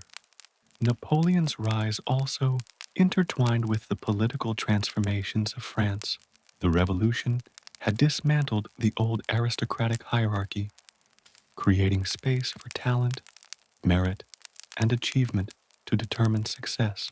Napoleon's strategic mind, decisiveness, and charisma positioned him to capitalize on these changes. Yet his ascent was gradual, marked by careful observation, calculated action, and an understanding of timing. He moved steadily, never rushing, cultivating both skills and reputation, allowing his influence to grow organically. By 1799, France was experiencing political instability once again. The Directory, the government established after the Reign of Terror, faced challenges from both royalists and radical revolutionaries. In this environment, Napoleon returned from his Egyptian campaign, bringing both prestige and experience. Through a combination of careful planning, public support, and political maneuvering, he staged a coup in November 1799, ultimately establishing the consulate with himself as first consul. This marked the culmination of his rise, transitioning from a military officer and revolutionary figure to the dominant political authority in France. The rise of Napoleon demonstrates a delicate interplay of personal talent, historical circumstance, and strategic timing. It was a process shaped not only by battles and victories, but also by keen observation, careful planning, and the ability to inspire loyalty and confidence. In reflecting on this period, one can imagine the young Corsican moving through the corridors of military and political life with quiet determination, his mind calculating, observing, and anticipating opportunities. Each step, each campaign, and each carefully crafted report contributed to a trajectory that would ultimately reshape France and Europe. Napoleon's ascent also reflects the transformative power of the revolution itself. The upheavals that began with the storming of the Bastille, the Great Fear, and the rise of the Republic had dismantled traditional hierarchies, opening paths for talented individuals to achieve influence based on ability rather than birth. Napoleon exemplified this dynamic. He seized opportunity, demonstrated skill, and leveraged the revolutionary context to establish himself as a central figure in French history. As you reflect on the rise of Napoleon, picture the quiet concentration of a young officer planning artillery positions, the deliberate cadence of soldiers marching under his command, and the calm, measured way he observed the movements of both allies and adversaries. The world around him was tumultuous, filled with uncertainty, yet he navigated it with clarity, precision, and an almost meditative focus. His rise is a story of patience, talent, and the ability to recognize and act upon the subtle currents of history, a steady unfolding of power and influence that quietly but irrevocably shaped the destiny of France. By the end of 1799, France was in a state of quiet yet persistent flux. The revolutionary ideals that had erupted in 1789 had transformed society, uprooted centuries of tradition, and established the foundation for a new form of governance. Yet the young republic faced internal instability, economic hardship, and ongoing military threats from surrounding monarchies wary of revolutionary France. In this environment, Napoleon Bonaparte emerged as a decisive figure capable of imposing order while remaining mindful of the revolutionary principles that had reshaped the nation. The period of the Consulate, beginning with the Coup of 18 Brumaire, marked the first stage of Napoleon's structured consolidation of power. The Consulate was formally established in November 1799, replacing the Directory, a government that had become increasingly ineffective and unpopular. Napoleon, as first consul, assumed the leading role, but initially the structure of government suggested a semblance of shared authority. Alongside him were two other consuls, ostensibly equal in rank, creating the impression of a collaborative executive. In practice, however, Napoleon's influence and strategic control were unparalleled. His political skill allowed him to navigate the fragile balance between republican ideals and practical governance, gradually concentrating authority in a way that would stabilize the nation without immediately alienating the populace. One of Napoleon's first priorities as first consul was to address the deep economic instability that had plagued France for years. The Revolutionary Wars had strained the treasury, inflation was persistent, and trade had been disrupted. Napoleon approached these challenges with methodical precision, instituting reforms in taxation, banking, and public finance. The creation of the Bank of France provided a reliable central institution to manage currency and credit, ensuring that economic activity could continue without the severe disruption that had previously characterized the post-revolutionary period. His policies were pragmatic, balancing the need for stability with an understanding of the revolutionary principle that governance should benefit the people rather than merely the elite. In addition to economic reforms, Napoleon turned his attention to the legal and administrative structure of France. One of the most enduring achievements of the consulate was the development of the Napoleonic Code, a comprehensive legal framework that codified civil law, clarified property rights, and established equality before the law for male citizens. The Code reflected the ideals of the Revolution, particularly in its emphasis on meritocracy, fairness, and clarity. while also consolidating authority in a centralized, efficient judicial system. It was both a practical tool for governance and a symbolic affirmation that France's social and political structures could be rationalized, stabilized, and applied uniformly across the nation. Napoleon also sought to reconcile the revolutionary state with religion, which had been a source of tension since the early years of the Revolution. The civil constitution of the clergy, enacted in 1790, had caused division between revolutionary authorities and the Catholic Church. As first consul, Napoleon negotiated the Concordat of 1801 with Pope Pius VII, re-establishing relations with the Church while preserving the authority of the state. The Concordat allowed for religious freedom, recognized Catholicism as the religion of the majority, and ensured that clergy were loyal to the government. This careful balance between tradition and reform reflected Napoleon's skill in addressing complex societal issues with pragmatic solutions.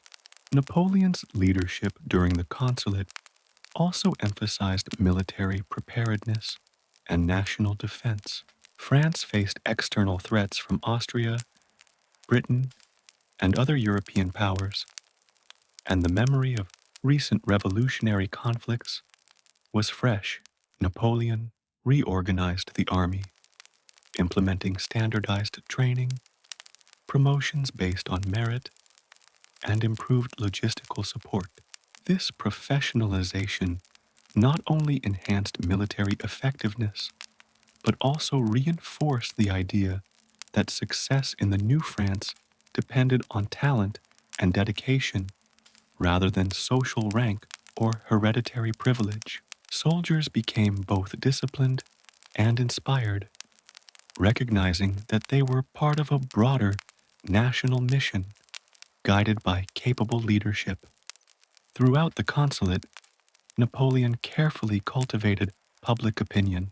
He understood that legitimacy required more than formal authority. It demanded the perception of competence, justice, and alignment with the interests of the people. He maintained a balance between displaying strength and demonstrating responsiveness to citizen needs, ensuring that reforms were visible, practical, and widely beneficial.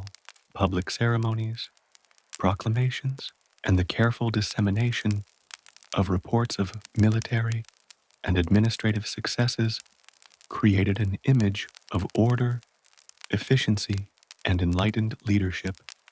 The consulate period was also a time of quiet but deliberate centralization of power. Napoleon gradually concentrated authority in the office of the first consul, while the other consuls' roles became increasingly ceremonial. Decision-making, policy implementation, and strategic direction rested firmly in his hands. Yet he maintained the outward appearance of republican governance, honoring the language and ideals of the revolution while creating a system capable of decisive action and stability. This careful balance between perception and practice, between ideology and pragmatism, was a hallmark of Napoleon's leadership. In reflecting upon this period, one can imagine the calm, deliberate pace of governance, ministers consulting in offices, legal codes being reviewed and revised, soldiers marching in well-organized drills, and citizens observing both order and reform in their daily lives. The rhythm of the consulate was steady and purposeful, imbued with the sense that the nation was gradually recovering from chaos and moving toward structured stability. Napoleon's actions were measured, precise, and intentional, demonstrating an understanding that sustainable authority requires both competence and the perception of justice.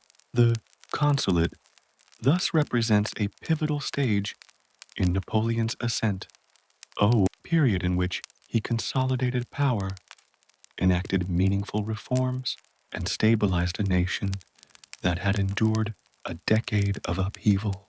It illustrates the delicate interplay between revolutionary ideals and practical governance, showing how leadership, vision, and strategic thinking can transform uncertainty into order. Napoleon's success during the Consulate laid the foundation for his eventual declaration as emperor, setting the stage for the next chapter in French history, where the principles of the revolution would intersect with the ambitions of one of history's most remarkable figures. As you imagine this period, picture the calm movement of administrative work, the measured discipline of troops, the methodical drafting of laws, and the deliberate diplomacy with the church and foreign powers. Each action is quiet, thoughtful, and purposeful, contributing to the steady rhythm of change. The consulate is a period of preparation, consolidation, and reflection, a time when the foundations of modern France were quietly, methodically, and profoundly reshaped under the careful guidance of Napoleon Bonaparte. By 1804, France had undergone a remarkable transformation. The revolutionary upheavals of the previous decade had dismantled the old monarchy, challenged centuries of aristocratic privilege, and established a republic guided by the principles of liberty, equality, and fraternity. Yet, the nation also craved stability, order, and strong leadership, and Napoleon Bonaparte had emerged as the figure uniquely capable of providing it. His achievements as first consul, his military victories, and his skillful administration of the state had earned him immense popularity and influence. The transition from first consul to emperor, while dramatic in symbolism, was the culmination of years of steady consolidation of authority. The decision to establish the empire was both political and symbolic. While the consulate had brought stability, France remained a republic in name, and the revolutionary government required legitimacy in the eyes of its citizens. Napoleon recognized that creating a hereditary monarchy, framed as an empire, could unify the nation, project strength abroad, and provide continuity of leadership. In May 1804, the French Senate passed a proposal to declare Napoleon Emperor of the French, formalizing the transition from revolutionary leader to sovereign authority. This move was accompanied by a carefully orchestrated public narrative emphasizing both continuity with revolutionary ideals and the necessity of stable governance. The coronation ceremony, held on December 1804 at the Notre Dame Cathedral in Paris, was rich in symbolism and spectacle. Napoleon took the unusual step of placing the crown upon his own head, signaling that his authority derived from himself and from the people, rather than from the church or divine sanction alone. Pope Pius VII, present at the ceremony, conferred religious blessing, but did not physically crown him, a subtle demonstration of Napoleon's assertion of independence and control. The grandeur of the ceremony, the solemnity of the rituals, and the careful staging of imagery all combined to present Napoleon as both a legitimate ruler and a product of the revolutionary era, a leader who embodied order, strength, and progress. Napoleon's ascent to emperor also reflected the careful balance between tradition and innovation, while the title and ceremony evoked the grandeur of historical monarchies. Napoleon framed his rule as grounded in the principles of the revolution. He emphasized merit, competence, and the protection of civil rights through the Napoleonic Code. The empire was presented not as a return to feudal hierarchy, but as a continuation and consolidation of the gains achieved through years of revolutionary change. This framing helped maintain public support while ensuring that authority was centralized and effective. As emperor, Napoleon immediately began to reorganize the state to ensure efficiency, cohesion, and loyalty. He strengthened administrative institutions, established a network of prefects to govern departments, and streamlined the bureaucracy to reduce inefficiency and corruption.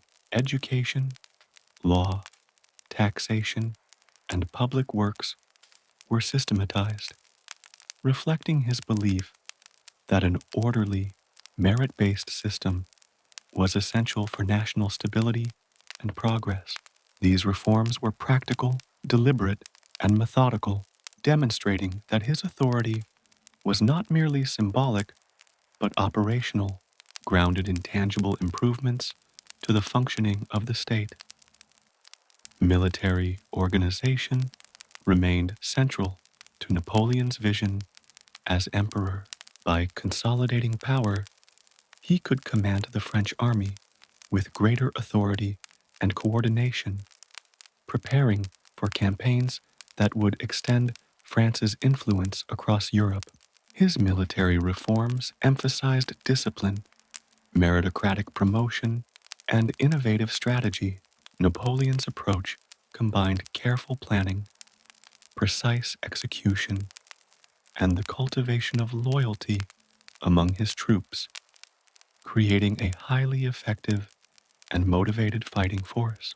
This military strength reinforced the legitimacy of his rule and ensured that France could defend its revolutionary gains while projecting influence abroad. Napoleon also understood the importance of culture, symbolism, and public perception.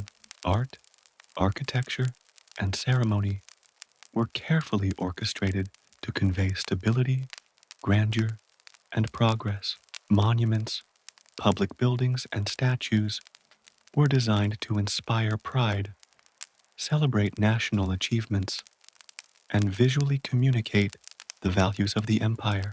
The combination of practical governance, military power, and symbolic authority created a comprehensive and enduring system of rule, blending efficiency with inspiration, order with legitimacy. In imagining the coronation and early years of the empire, one can picture the calm precision of ceremonial preparation, the deliberate movements of courtiers and clergy, and the quiet, confident demeanor of Napoleon himself. The cathedral, filled with soft light and echoing footsteps, becomes a stage for history in motion. The ceremony is measured, yet charged with significance, a demonstration of careful planning, strategic foresight, and symbolic authority. Every gesture, every arrangement, and every statement conveys a balance of power, legitimacy, and purpose. Napoleon's assumption of the title emperor marks a profound moment in the history of France, a transition from revolutionary instability to centralized authority, from republican experimentation to structured leadership. Yet it is also a continuation of the revolution's core ideals: meritocracy, competence, and national unity. The empire, in this sense, is both a departure from and an evolution of the revolutionary legacy, embodying the lessons of chaos and opportunity, and demonstrating how a single, capable leader can channel the energies of an entire nation toward coherent governance. As you reflect on this period, imagine the calm precision of administration, The steady organization of the army, the meticulous orchestration of ceremonial pageantry, and the deliberate framing of public perception. Napoleon's rise to emperor was not sudden or chaotic. It was a slow, deliberate unfolding, shaped by years of strategic thought, practical achievement, and the subtle currents of public opinion. It represents the quiet yet inexorable movement of history, the blending of vision, skill, and circumstance into a transformative moment that would define France and Europe for years to come. As Napoleon Bonaparte assumed the mantle of emperor in 1804, France stood at a crossroads of history. The revolution had reshaped society, established new legal frameworks, and dismantled the old monarchy, but Europe remained a continent of monarchs, alliances, and shifting powers. Napoleon's vision extended beyond the borders of France. He sought to secure the nation's revolutionary gains, project its influence, and establish himself as a central figure in European affairs. To accomplish this, he embarked on a series of military campaigns that would define his reign, demonstrating both strategic brilliance and the disciplined execution of carefully calculated plans. The Napoleonic Wars, as they are collectively called, spanned much of Europe and involved a complex network of alliances, rivalries, and regional conflicts. Napoleon approached these campaigns with a combination of meticulous planning, rapid movement, and an ability to anticipate and exploit the weaknesses of his opponents. Unlike previous generals who relied solely on numbers or defensive strategies, Napoleon emphasized speed, surprise, and concentration of force at decisive points. His campaigns were as much psychological as they were physical, shaping the perceptions and morale of both his soldiers and his adversaries. One of the earliest and most famous campaigns was the Italian campaign of 1800-1801. Napoleon's forces moved with remarkable speed through the Alpine passes, catching the Austrian army off guard. His strategy relied not only on battlefield tactics, but also on logistics, intelligence, and the careful coordination of infantry, cavalry, and artillery. Cities and towns along the route were influenced as much by the symbolic presence of his troops as by direct military action, reinforcing his reputation as a leader who combined authority with inspiration. The victory in Italy secured France's position in the region, enhanced its influence, and bolstered Napoleon's personal prestige. The Egyptian campaign, begun in 1798, exemplifies Napoleon's strategic vision on a broader, global scale. Although motivated in part by the desire to disrupt British trade routes to India, the campaign was also an exercise in projecting power and cultivating knowledge. Napoleon brought scholars, scientists, and engineers with his army, documenting the geography, culture, and history of Egypt. The discoveries made during this expedition, including the famed Rosetta Stone, reflected his understanding that military conquest could be paired with intellectual and cultural ambition. Though the campaign faced challenges, including the destruction of the French fleet at the Battle of the Nile, it solidified Napoleon's image as a forward-thinking leader who combined martial skill with strategic vision. As Napoleon's authority solidified, his campaigns became increasingly ambitious and complex.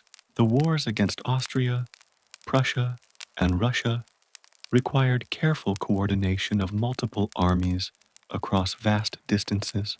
He often relied on speed and maneuverability to prevent his enemies from consolidating forces, striking decisively at vulnerable points. Battles such as Austerlitz in 1805 demonstrated his mastery of deception, terrain, and timing. By drawing his opponents into calculated positions and exploiting weaknesses, Napoleon achieved victories that were both tactically brilliant and psychologically overwhelming. His soldiers, inspired by his presence and clarity of command, executed complex maneuvers with precision and confidence. Napoleon's campaigns were also a study in the organization and discipline of the army.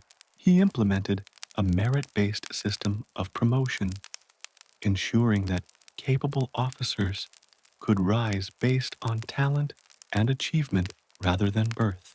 Supply lines, engineering corps, and artillery units were standardized and coordinated with precision, reflecting the administrative rigor that characterized his broader governance. Every detail, from the timing of troop movements to the management of provisions, was carefully considered. The campaigns were not merely acts of force, they were exercises in planning, logistics, and the subtle orchestration of human and material resources. Yet alongside the brilliance of these campaigns were the inevitable challenges and costs of extended warfare. Soldiers endured harsh conditions, long marches, and the uncertainty of battle. Civilians in occupied territories faced disruption, requisitioning of supplies, and the imposition of foreign authority. Napoleon, ever conscious of both practical and symbolic considerations, sought to maintain discipline while balancing the perception of legitimacy. He understood that the success of his campaigns depended not only on winning battles, but also on sustaining the support, compliance, and morale of those affected by the movement of his armies. The Napoleonic campaigns also reshaped Europe politically and culturally. Territories conquered or influenced by Napoleon often adopted aspects of French administration, law, and education. The Napoleonic Code, introduced in these regions, standardized legal systems and promoted principles of meritocracy, equality before the law, and civil rights for male citizens. These reforms reflected his belief that military success should be accompanied by structured governance, creating lasting institutions and leaving a tangible legacy beyond the battlefield. In imagining the campaigns, one can picture the disciplined march of troops across mountains, plains, and rivers, the careful positioning of artillery under soft morning light, the quiet but determined coordination of officers, mapping strategy, and the subtle rhythm of human movement and logistics that carried entire armies across continents. These movements, deliberate and precise, create a meditation on strategy, foresight, and the human capacity for organization and resilience. The sound of marching boots, the clatter of equipment, and the distant rumble of cannons form a slow, steady cadence that mirrors the methodical unfolding of history itself. Napoleon's military campaigns were not merely exercises in conquest, they were expressions of vision, discipline, and strategy, intertwining the physical, psychological, and administrative dimensions of power. Each victory, each maneuver, and each logistical success reinforced his authority, solidified his reputation, and extended the influence of France across Europe. They exemplify a steady, deliberate unfolding of events where careful planning and human determination converge to create outcomes that reshape the world. As you reflect on these campaigns, imagine the calm precision of movement, the quiet confidence of officers and soldiers, and the deliberate orchestration of complex maneuvers across challenging landscapes. The campaigns are not chaotic, they are methodical, hypnotic, and intricate, demonstrating the careful interplay of strategy, logistics, and leadership. Napoleon's military genius, combined with the disciplined execution of his forces, created a rhythm of action and consequence that quietly but inexorably altered the course of history, leaving a legacy that would resonate far beyond the battlefields of Europe. As Napoleon's military campaigns extended France's influence across Europe, he recognized that conquest alone was insufficient to secure the nation's long-term power.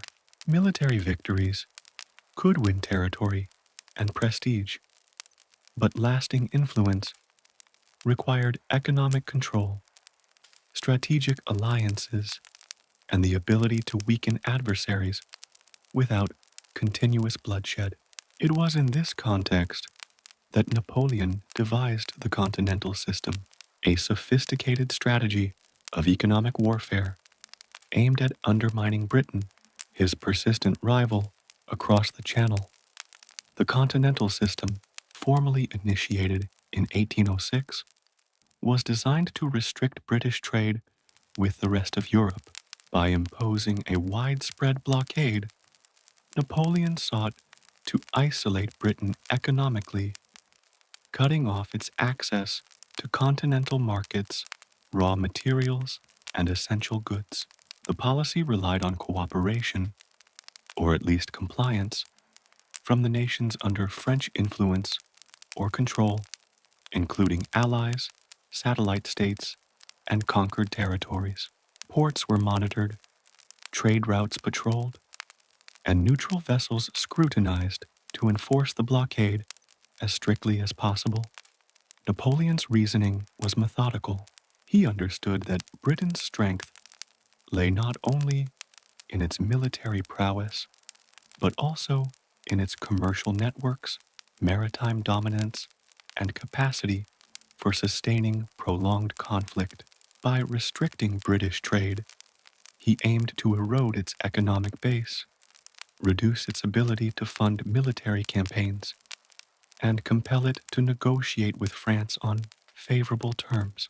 The strategy, at its core, was a patient and deliberate form of pressure, an attempt to achieve strategic advantage without engaging in direct confrontation across the Channel, where Britain's navy maintained clear superiority. Implementing the continental system, however, was a complex and delicate task. The vast European continent was a mosaic of different economies, political structures, and levels of loyalty to Napoleon. Some states fully complied, integrating their trade networks into the blockade and suppressing contraband. Others resisted, either out of necessity or self-interest. Smuggling, clandestine trading, and political friction became persistent challenges. Napoleon relied on a combination of legal decrees, administrative oversight, and military enforcement to ensure as much uniformity as possible. Yet the system required constant attention, vigilance, and adaptation. The effects of the continental system were multifaceted. For Britain, it created real economic strain, particularly in sectors dependent on European trade. Shipping disruptions, scarcity of continental goods, and fluctuating markets required innovation and resilience. Yet Britain's global reach, colonies, and maritime superiority allowed it to adapt, reroute commerce, and maintain relative economic strength despite Napoleon's efforts. The tension between the intent of the blockade and the practical challenges of enforcement revealed the limits of economic warfare in a continent as diverse and interconnected as Europe. For continental Europe, the system imposed burdens as well. Merchants, manufacturers, and ordinary citizens experienced shortages, price fluctuations, and administrative oversight as the blockade was enforced. In some regions, resentment toward French authority grew as enforcement disrupted local economies and traditional trading practices. Napoleon, ever aware of public perception, had to balance the strategic goals of the continental system with the practical realities of governance, ensuring that the population and allied states did not view the policy as oppressive or arbitrary. The continental system also illustrates Napoleon's broader approach to strategy and governance. He combined military power, administrative organization, and economic planning into a comprehensive vision of national strength. Just as he meticulously coordinated troop movements and logistics in battle, he sought to orchestrate trade, commerce, and diplomatic relationships across Europe. The system reflects a methodical, deliberate, and patient approach, emphasizing the interconnectedness of economic, political, and military factors in shaping the trajectory of nations. In imagining the continental system, one can picture a network of ports, harbors, and trade routes monitored with quiet diligence.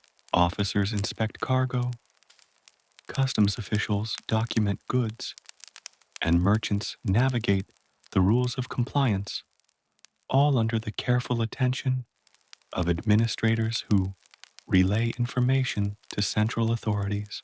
The rhythm of commerce, once free-flowing, is now measured, deliberate, and controlled, like a subtle orchestration designed to shape outcomes without the violence of open warfare. The movement of goods, paperwork, and communication forms a calm but intricate dance, reflecting the methodical nature of Napoleon's approach. The continental system, though ambitious and partially effective, was ultimately limited by practical realities. Smuggling, non-compliance, and Britain's maritime resilience meant that economic pressure could weaken but not decisively destroy Britain's power. Nevertheless, it demonstrated Napoleon's ability to think strategically, combining multiple dimensions of statecraft: military, economic, administrative, and psychological, into a coordinated plan. It reinforced the lesson that power in the modern world was not merely physical, but systemic, requiring attention to logistics, infrastructure, perception, and human behavior. The policy also left a lasting imprint on Europe. The enforcement of trade restrictions, the reorganization of commerce, and the integration of economies into a French-led system foreshadowed the modern understanding of economic interdependence and strategic planning. Even where the continental system failed to achieve its ultimate goals, it illustrates a calm, deliberate application of policy to shape outcomes, reflecting Napoleon's characteristic approach to leadership: patient, methodical, and comprehensive. As you reflect on the continental system, imagine the gentle hum of trade disrupted by checkpoints and inspections, the careful calculations of merchants adjusting to new regulations, and the soft but persistent attention of administrators monitoring compliance across vast distances. The system unfolds slowly, deliberately, and strategically, like a vast, invisible network quietly shaping the movement of goods, resources, and influence. It is a meditation on control, foresight, and the subtle interplay of economics and politics in the exercise of power.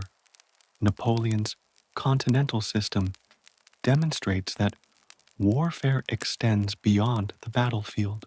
It encompasses strategy, planning, and the patient manipulation of complex systems.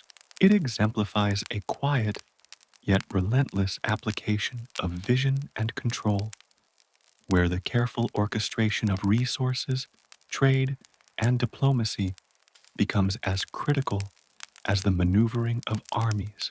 Through this lens, the continental system is both a tool of power and a testament to Napoleon's methodical, deliberate approach to shaping the destiny of France and Europe.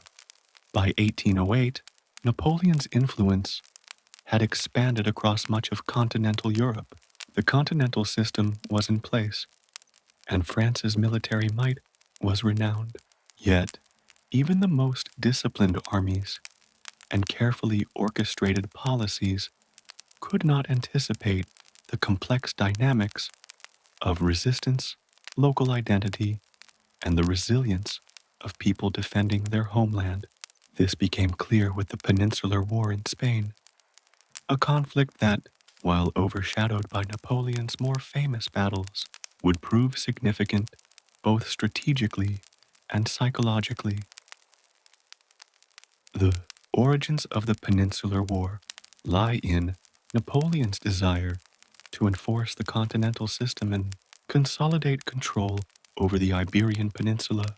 Spain, under the Bourbon monarchy, had long been an ally of France, but exhibited reluctance to fully comply with Napoleon's trade restrictions. In addition, the young Spanish king Charles I and his son, Ferdinand VII, were politically unstable, creating an opportunity that Napoleon sought to exploit. In 1808, he orchestrated the abdication of both monarchs, placing his brother Joseph Bonaparte on the Spanish throne. This act, while politically calculated, disregarded the deep cultural, religious, and nationalistic sentiments of the Spanish people. The response was swift, determined, and widespread. Across Spain, local militias, guerrilla fighters, and ordinary citizens mobilized in resistance.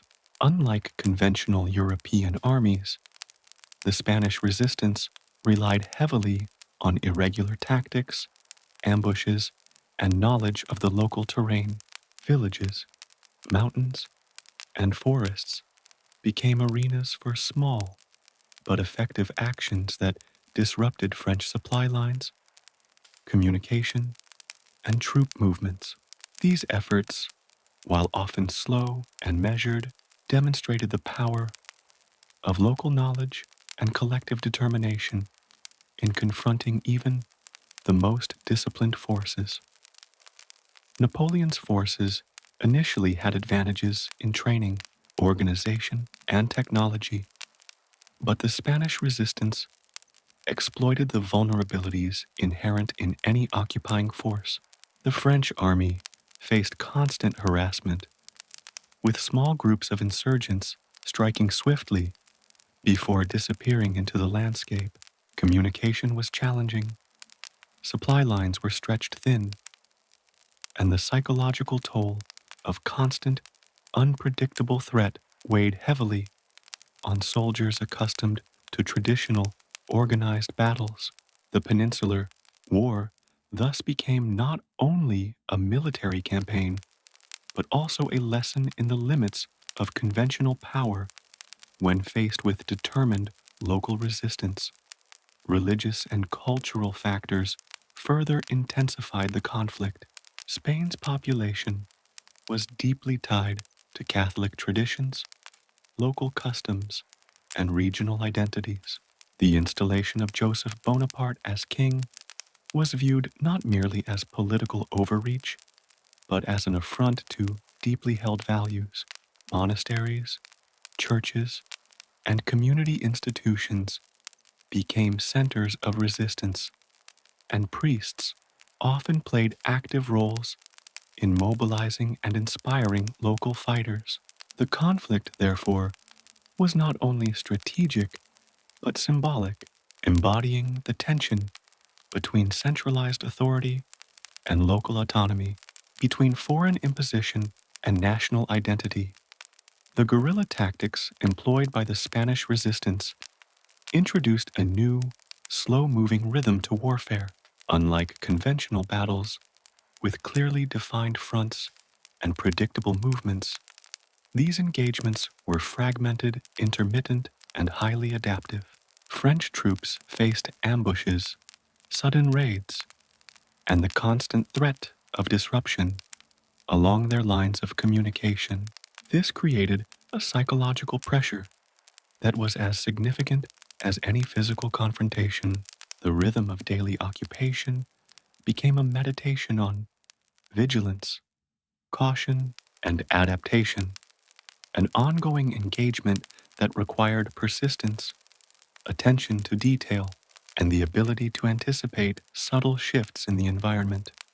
Napoleon responded with a combination of military force, administrative measures, and efforts to win hearts and minds.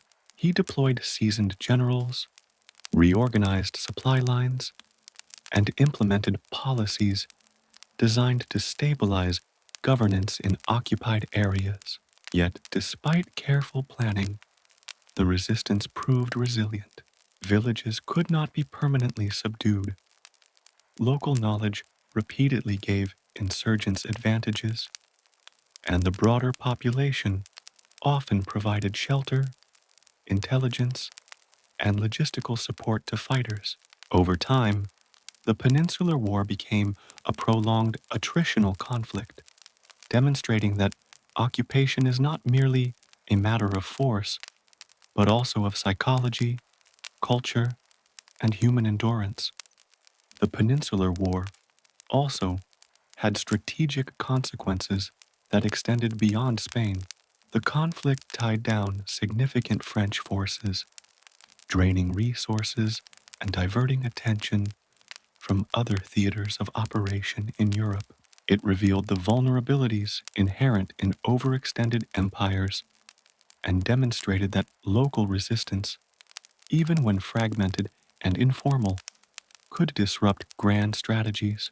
For Napoleon, the war was both a challenge to his military authority and a lesson in the limits of centralized power. In imagining the Peninsular War, one can picture quiet mountain paths patrolled by vigilant insurgents, the cautious march of French troops through narrow valleys, and the intermittent clash of forces under the soft glow of early morning or dusk. Villages, cloaked in the calm of daily life, become strategic nodes of resistance, where ordinary citizens quietly influence the course of events. The rhythm of the conflict is slow, deliberate, and intricate, a meditation on patience, perseverance, and the interplay of human determination against overwhelming odds. Despite its challenges, the Peninsular War also illustrates the complexity and adaptability of Napoleon's approach. He continued to coordinate armies, issue strategic directives, and maintain discipline among his forces. Yet he faced a persistent reminder that leadership, power, and conquest are influenced not only by strength and planning, but also by culture, loyalty, and the subtle resilience of ordinary people. The Spanish resistance, in its measured, determined, and quiet manner, becomes a lesson in the dynamics of conflict and the enduring power of collective action.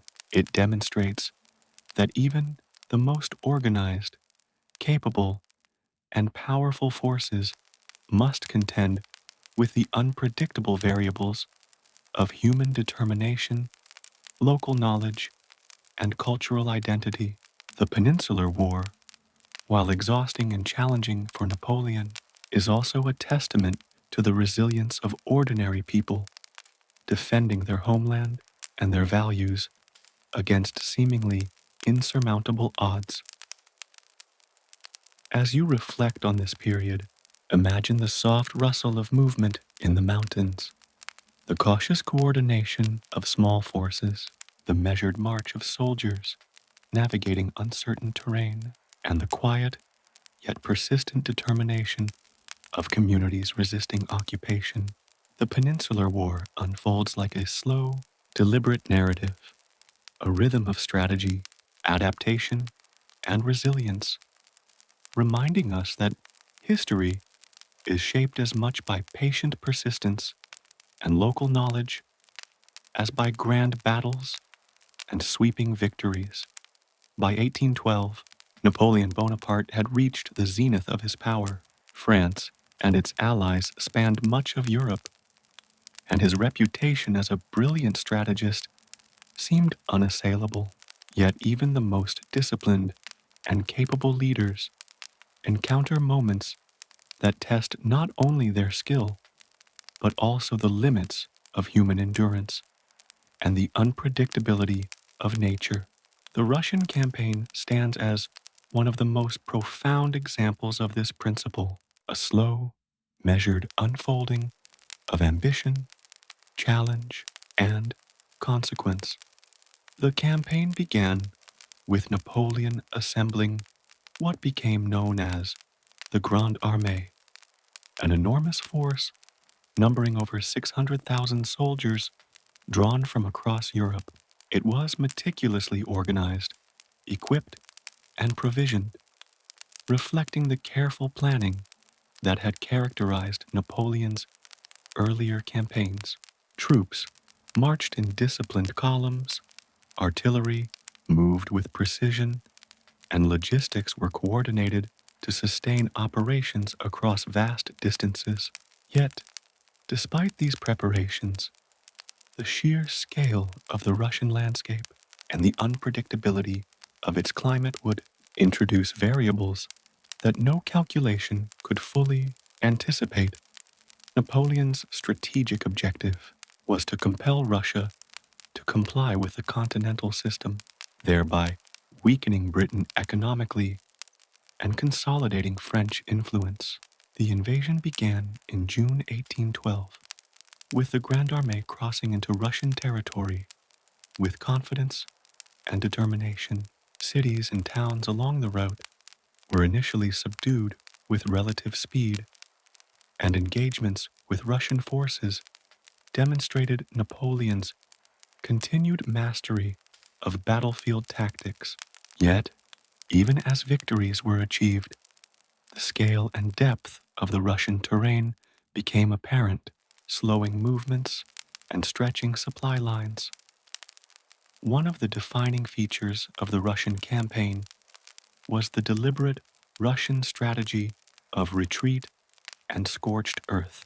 Rather than engaging in decisive battles, Russian forces withdrew deeper into their territory, destroying crops, livestock, and infrastructure as they went. This forced the French army to advance into an ever-expanding landscape with diminishing resources. The quiet devastation of the land, the slow realization that supply lines were insufficient, and the incremental attrition of men and material created a steady, inexorable tension, a rhythm of challenge that tested both leadership and endurance. The march into Russia was not merely a military endeavor, it was also a meditation on human resilience and the limits of planning. Soldiers faced long, grueling marches across plains and forests, with provisions dwindling and morale gradually eroded. The expansive landscape, often stark and silent, emphasized the isolation and vulnerability of the invading force. Each day presented slow, deliberate challenges, navigating rivers, foraging for food, maintaining cohesion, and responding to intermittent skirmishes. The campaign became a continuous exercise in patience, observation, and adaptation. The capture of Moscow in September 1812 was initially celebrated as a strategic triumph. The city, symbolic and culturally significant, seemed to promise resolution. Yet the Russians had evacuated and set fire to much of the city, leaving the French with a hollow victory. Napoleon's Grande Armée faced the stark realization that control of a city did not guarantee control of a campaign, and that the vastness of Russia and the resilience of its people could not be subdued by occupation alone. The slow, deliberate advance had now transitioned into a cautious, measured retreat, where the rhythm of survival replaced the rhythm of conquest. The retreat from Moscow in the late autumn introduced new challenges, most notably the severe Russian winter. Temperatures plummeted, rivers froze, and snow blanketed the plains. The Grande Armée, already weakened by attrition, hunger, and disease, faced extreme environmental conditions. Horses and men alike succumbed to cold, exhaustion, and deprivation. The retreat became a procession of endurance, each step a careful calculation to preserve life and cohesion amidst relentless adversity. The vast silence of the Russian winter, the slow crunch of snow underfoot, and the muted wind across the plains create an almost meditative rhythm, emphasizing the patient, inexorable toll of nature on human ambition. Napoleon's Russian campaign illustrates several profound lessons. First, it demonstrates the limits of planning when confronted with vast geography, environmental extremes, and human resilience. Second, it underscores the interdependence of logistics, morale, and strategy. Even the most brilliant tactical maneuvers cannot succeed without sustained supply, endurance, and support. Third, it reveals the psychological dimensions of warfare, the quiet, persistent pressure of uncertainty, the incremental erosion of confidence, and the slow adaptation required to respond to unforeseen challenges. In imagining the campaign, one can picture the Grande Armée moving steadily across endless plains, forests, and frozen rivers. The soft, measured sound of marching boots, the muted murmurs of soldiers conserving energy and hope, and the silent, white expanse of snow, reflecting both vulnerability and persistence. The campaign unfolds like a deliberate meditation on strategy, endurance, and the unpredictable interplay of human skill and natural forces. Each moment, slow and purposeful, contributes to a larger narrative of ambition, resilience, and consequence. The Russian campaign ultimately was a turning point in Napoleon's reign. The heavy losses, logistical failures, and the psychological impact of the retreat weakened the French army and shifted the balance of power in Europe. Yet, in reflecting on the campaign, one can appreciate the quiet lessons it imparts, the value of patience, the necessity of adaptation, and the subtle interplay of planning, endurance, and human determination. It is a story not only of loss, but also of observation, reflection, and the measured unfolding of historical forces that cannot be controlled by force alone. As you reflect on this campaign, imagine the slow, deliberate rhythm of movement through vast, snow-covered landscapes, the careful attention of officers coordinating logistics, the quiet determination of soldiers pressing forward against adversity, and the muted cadence of a retreat that teaches the limits of power and the quiet, persistent forces of nature and human resilience. The Russian campaign is a meditation in motion, a deliberate, hypnotic unfolding of events that quietly reshapes history and leaves a lasting imprint on the mind, the body, and the legacy of an extraordinary leader.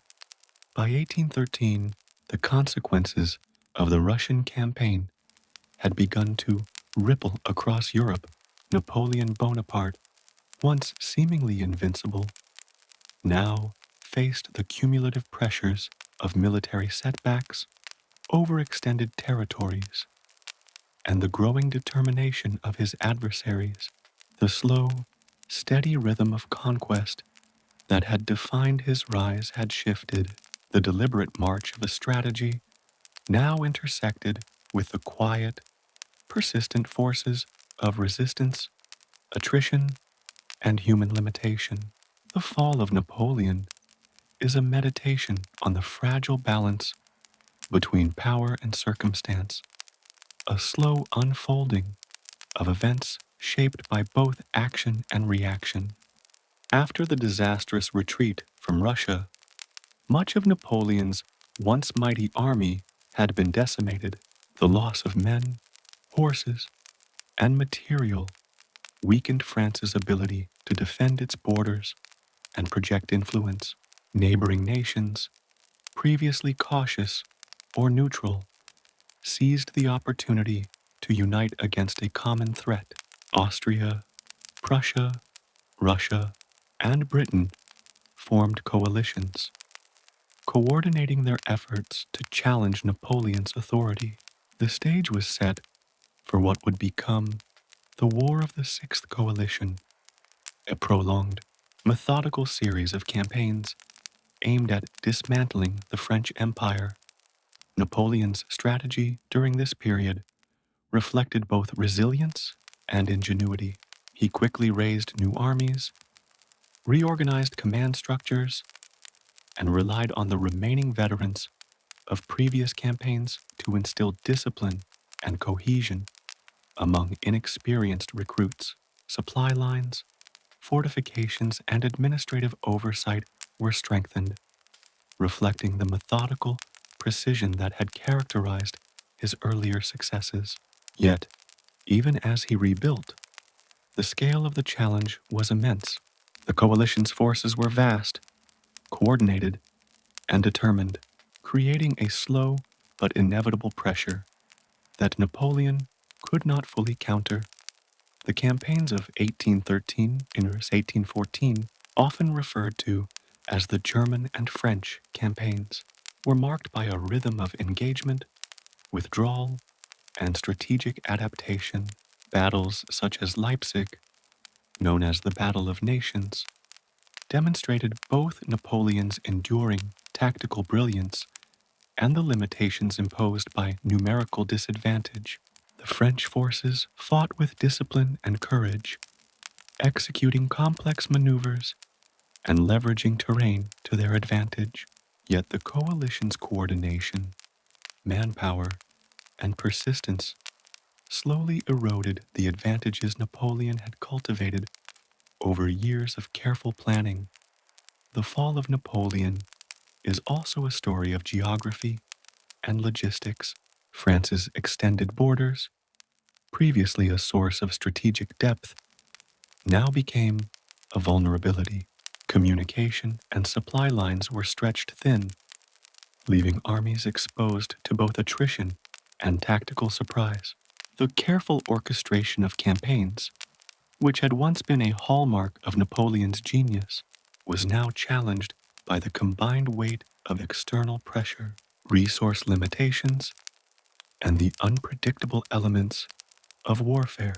The movement of armies, once a steady and deliberate rhythm, became increasingly reactive, measured, and constrained.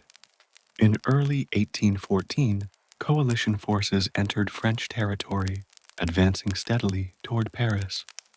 Napoleon, despite remarkable energy and resilience, faced the dual pressures of military necessity and political reality.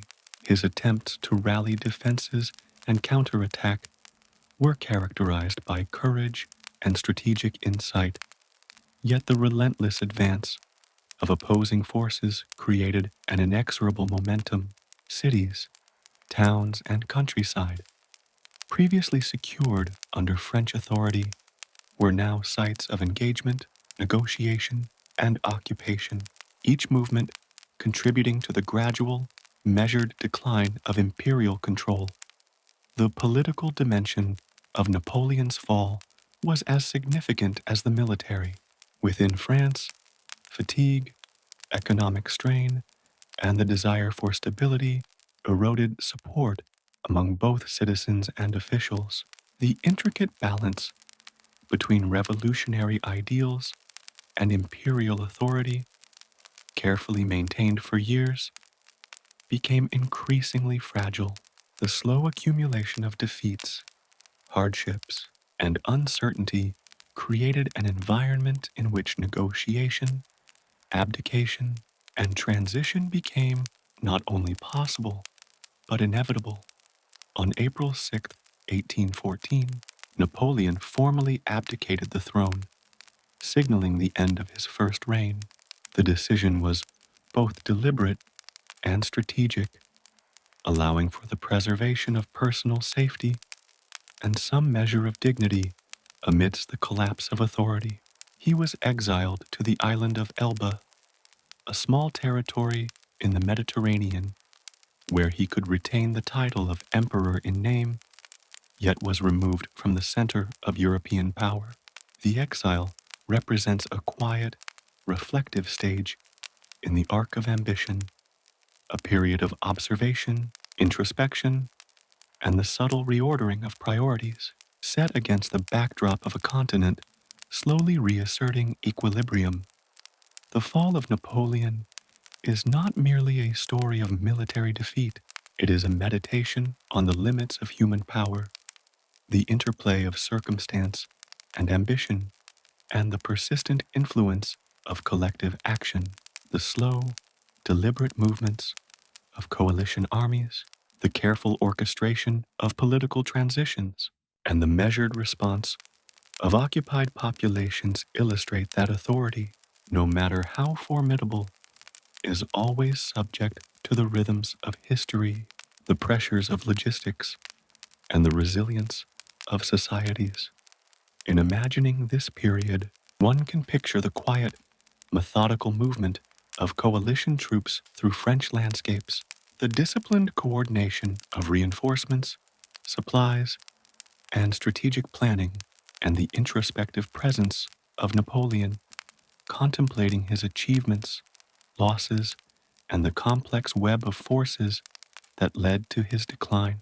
The fall of Napoleon unfolds not as a sudden collapse, but as a gradual, measured process where each decision, each engagement, and each shift in momentum contributes to the inevitable conclusion. The lessons of Napoleon's fall extend beyond the battlefield. They reveal the intricate interplay between personal ambition and historical circumstance, the limits of centralized power, and the enduring influence of collective effort. They demonstrate that resilience, strategy, and planning, while powerful, are always measured against the persistent, patient forces of history, geography, and human determination.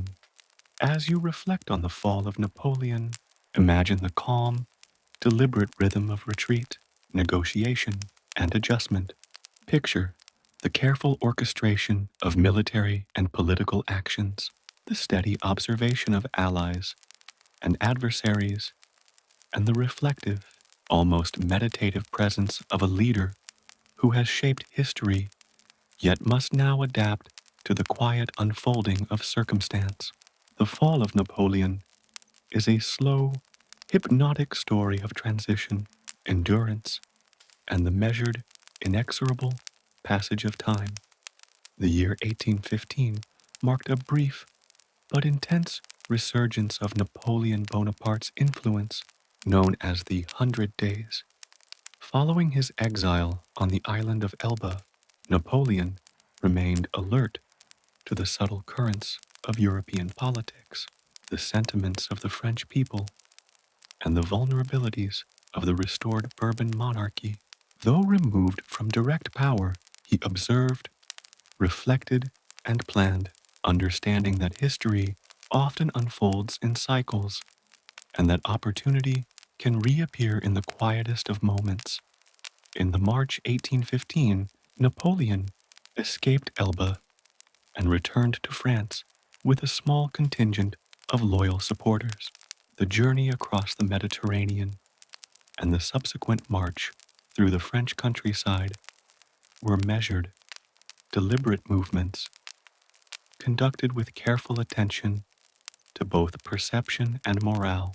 News of his return spread slowly, yet with remarkable speed in terms of psychological impact. The French populace, fatigued by Bourbon rule and inspired by the memory of Napoleon's earlier achievements, responded with curiosity, enthusiasm, and loyalty. The 100 Days had begun. Napoleon's return was characterized by the methodical consolidation of support. As he moved toward Paris, garrisons, local officials, and citizens often chose to join him rather than resist, reflecting both the strength of his personal reputation and the subtle interplay of fear, admiration, and hope. His progress was not marked by chaos, but by a steady, hypnotic rhythm of engagement. Towns welcomed him, officials offered allegiance, and soldiers defected to his cause. Each step reinforced the image of inevitability, a calm yet compelling demonstration of charisma, strategy, and timing. Once back in Paris, Napoleon resumed power as emperor, restoring the structures of government and army that had defined his earlier reign. The challenges were immediate. Europe, aware of his return, moved to form coalitions aimed at ending his resurgence. Britain, Prussia, Austria, and Russia coordinated military efforts, preparing to confront the renewed French forces with careful deliberation. Napoleon, aware of both the strengths and limits of his army, sought to act decisively, using speed, coordination, and tactical ingenuity to confront coalition forces before they could fully organize. The decisive confrontation came at Waterloo on June 18, 1815. The battle unfolded as a slow, deliberate exchange of maneuvers, attacks, and counterattacks across the Belgian landscape. Napoleon's forces, experienced and disciplined, executed complex tactical movements designed to divide and overwhelm the opposing armies of Wellington and Blucher. Artillery thundered, infantry advanced in measured steps, and cavalry moved with precision. The battle was intense, yet methodical, a sequence of calculated decisions and slow, unfolding consequences. Despite initial successes, the coalition forces displayed persistence, coordination, and resilience. Weather and terrain played subtle but decisive roles. Muddy fields slowed movements, communication was challenged, and timing became critical. Napoleon's strategic brilliance was evident in maneuvers and command decisions, yet the interplay of environmental factors, determined resistance, and coordinated opposition gradually shifted the balance. The careful, slow rhythm of the battle mirrored the larger narrative of history. Even the most skilled and disciplined forces must contend with variables beyond immediate control. Waterloo, in its quiet inevitability, marked the final defeat of Napoleon. The measured advance of coalition forces, the steady pressure on French flanks, and the resilience of the adversaries gradually eroded momentum. By the end of the day, Napoleon's army, exhausted and disorganized, could no longer maintain its position. The defeat was not sudden in its unfolding, but rather a sequence of deliberate pressures and cumulative effects that brought the campaign to a close. Following Waterloo, Napoleon abdicated once more, this time surrendering to British authority. He was exiled to St. Helena, a remote island in the South Atlantic, where escape was impossible and influence over European affairs was minimal.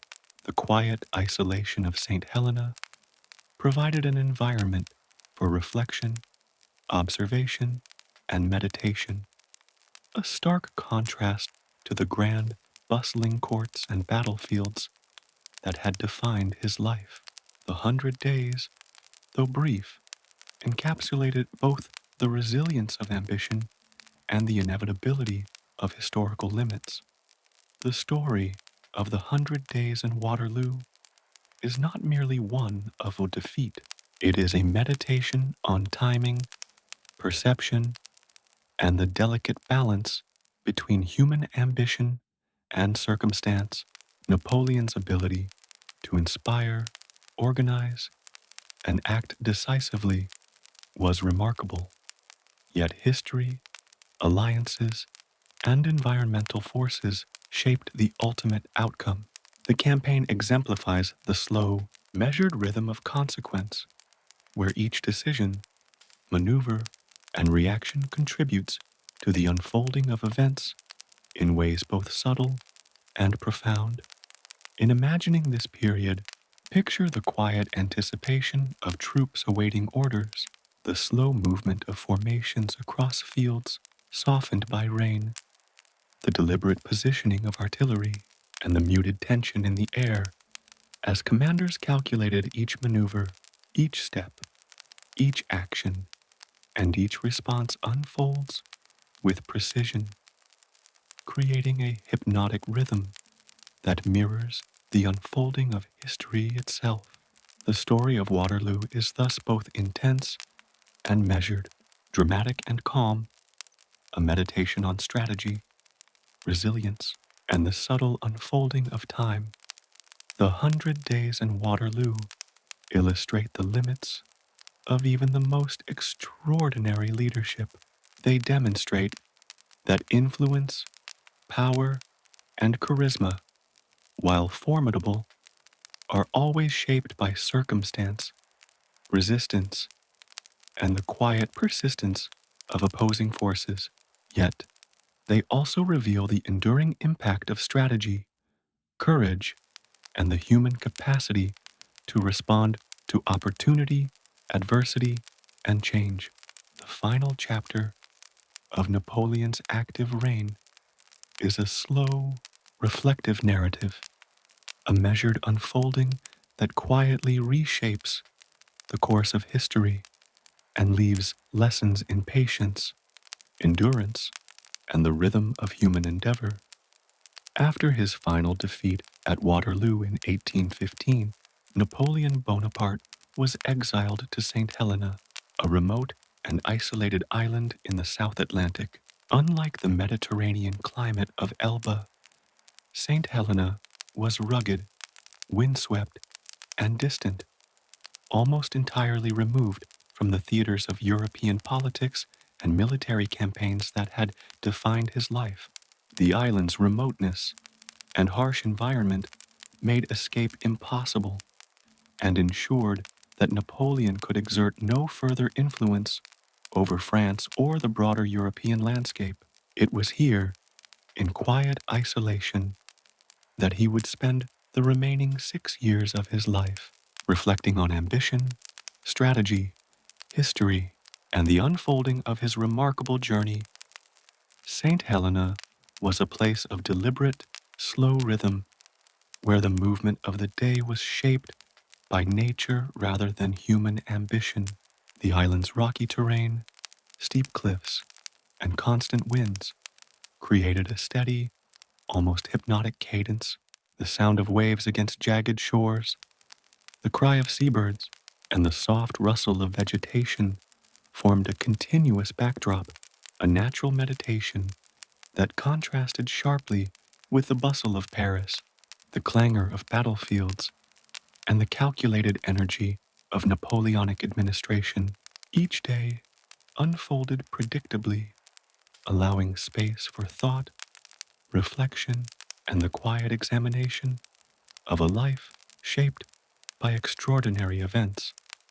Napoleon's daily routine on St. Helena was measured and deliberate.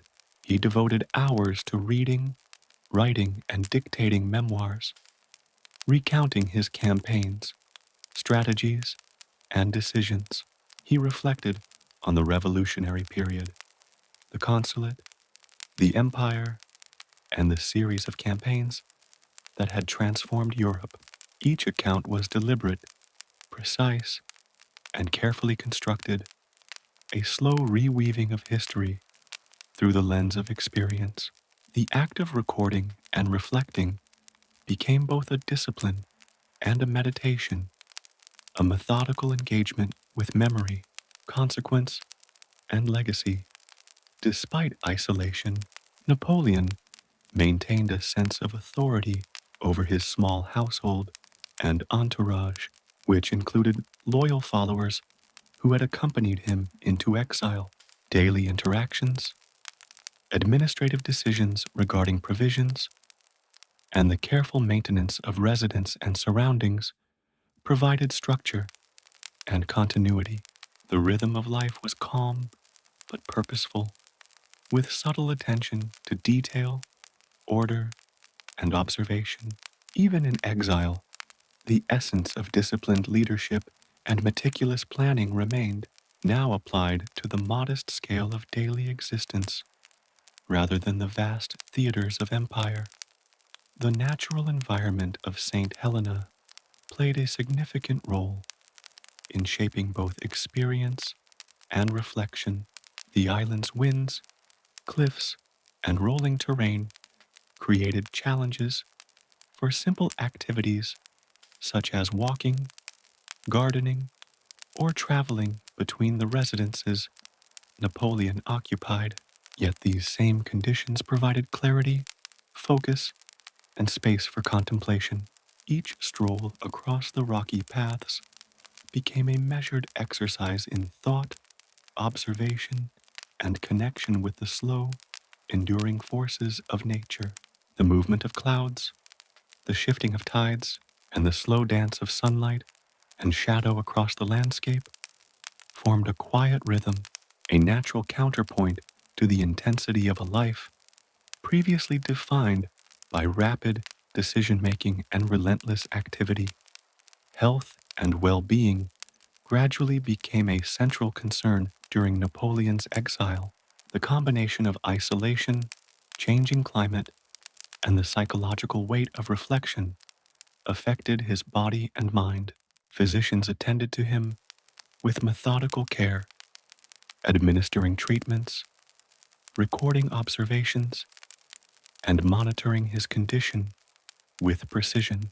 Each day brought measured attention to sustenance, exercise, and rest, a careful calibration designed to maintain stability and comfort amidst the isolation and adversity of exile. Napoleon's reflections on St. Helena extended beyond personal memory to the broader sweep of history. He contemplated the causes and consequences of the revolution, the rise and fall of empires, the interplay of ambition and circumstance, and the enduring lessons of leadership. These reflections were slow, deliberate, and immersive, blending strategic insight, historical observation, and philosophical consideration. The isolation of the island created a unique environment in which the mind could wander, observe, and synthesize experiences into a cohesive narrative, a quiet meditation on power, consequence, and the passage of time. The exile also illustrates the subtle rhythms of human adaptation. Napoleon, accustomed to the constant activity and engagement of leadership, adapted to the slower pace of St. Helena, creating routines intellectual pursuits, and measured interactions that provided structure and purpose. The quiet discipline of exile mirrors the slow unfolding of historical forces. Even great leaders are subject to circumstance, environmental conditions, and the inevitability of change. Each day becomes an exercise in observation, reflection, and endurance. In imagining life on St. Helena, picture Napoleon walking slowly along narrow paths, overlooking cliffs and ocean waves, dictating memoirs to secretaries with deliberate cadence, observing the movement of clouds and the rhythm of wind and tide, and engaging with loyal companions in measured conversation. The environment, both harsh and contemplative, shapes experience, thought, and reflection. The exile is not chaotic, it is methodical, calm, and hypnotic, a final chapter in a life defined by both action and observation, by ambition and reflection. Napoleon's years on St. Helena ultimately ended with his death on May 5th, 1821. Yet even in this quiet conclusion, the story of his life resonates as a meditation on human potential, ambition, and the rhythms of history. Exile on St. Helena represents a slow, deliberate unfolding of reflection, endurance, and the interplay of human action with circumstance. It is a period where the mind, removed from the noise of empire, contemplates the quiet forces that shape both personal destiny and the broader currents of history. As you reflect on this period, imagine the steady sound of wind over cliffs, the slow motion of waves across the Atlantic, the quiet diligence of daily routines, and the contemplative focus of a leader reconciling the past with the inevitability of time. St. Helena becomes a space of meditation, reflection, and hypnotic rhythm, a final, calm chapter in the extraordinary narrative of Napoleon Bonaparte. Napoleon Bonaparte's life, from his rise as a young artillery officer to his final days in exile on St. Helena, is a story of extraordinary ambition, relentless action, and enduring influence. Even after death, his legacy rippled quietly yet powerfully across France, Europe, and the broader world. Reflecting on this legacy invites a slow, deliberate meditation on leadership, strategy, law, culture, and the subtle, persistent forces that shape history. At the heart of Napoleon's legacy is his transformation of governance. Through the Napoleonic Code, he codified laws in a way that emphasized clarity, equality before the law, and meritocracy. These legal reforms replaced centuries of fragmented feudal rules with a structured system accessible to citizens. The code influenced countless nations, serving as a blueprint for modern civil law and demonstrating that order, fairness, and reasoned administration could outlast even the most turbulent of political periods. The slow, deliberate establishment of these structures reflects Napoleon's meticulous approach. He sought to create enduring institutions that would quietly shape society for generations. Napoleon's impact on military strategy is another cornerstone of his legacy. His campaigns, from Italy to Russia, exemplify the principles of speed, coordination, and strategic foresight. He demonstrated that victory relies not only on numbers or force, but on meticulous planning, understanding terrain, logistics, and psychology. Even in defeat, as in Russia or at Waterloo, his methods continue to be studied as exemplars of tactical brilliance, highlighting the importance of anticipation, adaptability, and disciplined execution. The lessons of these campaigns unfold slowly, revealing the intricate rhythms of strategy and the steady, deliberate application of human intellect and effort. Culturally, Napoleon reshaped Europe's urban and architectural landscape. Paris, as the heart of the empire, became a stage for monuments, boulevards, and public spaces that symbolized order, progress, and grandeur. Administrative centers, schools, and bridges reflected his belief in infrastructure as a tool for societal cohesion. His patronage of the arts and sciences, from museums to expeditions, demonstrated a vision that combined aesthetics with knowledge, reflecting a belief that civilization itself could be cultivated, planned, and organized. The quiet, enduring beauty of these projects remains a testament to the lasting influence of deliberate design and thoughtful leadership. Napoleon's political and administrative reforms extended beyond France. Territories conquered or influenced by the empire often adopted elements of French governance, education systems, and legal codes. These reforms, introduced with careful attention to structure and practicality, subtly shaped institutions across Europe.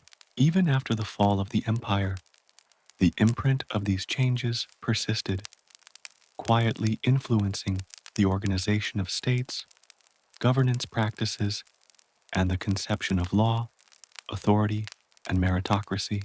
The legacy here is slow but pervasive, a gentle yet unshakable shaping of society over decades. On a human level, Napoleon's life embodies lessons about ambition, resilience, and the limits of power. His rise illustrates the extraordinary potential of skill, vision, and determination, while his fall reflects the persistent influence of circumstance, opposition, and the inexorable forces of history. The rhythm of his life, from the careful planning of military campaigns to the measured reflection of exile, demonstrates that human endeavor is both powerful and fragile, shaped as much by patience and foresight as by action and courage. Napoleon's legacy is also deeply psychological. He shaped the imagination of his contemporaries and successive generations, creating a narrative of leadership, ambition, and the delicate balance between genius and hubris. Monuments, memoirs, and literature commemorate him, reflecting both admiration and caution. The story of Napoleon continues to influence ideas about leadership, governance, and strategy, forming a slow, steady rhythm in the collective consciousness of history. Even in the quiet aftermath of his death on St. Helena, Napoleon's influence persisted. Historians, scholars, and leaders continue to study his life, campaigns, and reforms, deriving lessons in strategy, governance, and human psychology. The slow unfolding of his impact reminds us that history is not only shaped by immediate actions, but by the lasting resonance of ideas, structures, and human effort. His life becomes a meditation on cause and effect, ambition and limitation, and the quiet persistence of influence across time and space. Imagine, as you consider his legacy, the calm precision of the Napoleonic Code being applied in courtrooms, the quiet discipline of armies trained under his principles, the slow but steady transformation of cities and institutions, and the reflective study of his strategies by leaders long after his passing. Each element unfolds with measured rhythm, creating a hypnotic narrative of influence that stretches across centuries. Napoleon's legacy is not a sudden impact, but a persistent, deliberate shaping of history, culture, and thought. Napoleon Bonaparte's story, from his early ambitions to the distant isolation of St. Helena, and through the enduring influence of his reforms and ideas, is a meditation on the intersection of human agency and historical forces. His life reminds us that leadership, strategy, and governance are not merely immediate acts, but continuous processes shaped by planning, reflection, and the subtle currents of circumstance. The legacy he left behind is calm, profound, and enduring, quietly guiding thought, action, and reflection long after the tumult of battles and political upheaval has faded. And now, dear friend, with a smile on your face, you will have a good understanding of Napoleon Bonaparte, the French Revolution, and the sweeping currents of history he both shaped and was shaped by. We have traveled together through triumph and defeat, ambition and reflection, strategy and consequence. As the rhythms of these stories settle into your mind, may they guide you gently toward a good night's sleep, filled with quiet reflections on the unfolding of history and the enduring influence of one remarkable life. Goodbye, dear friend. See you next time.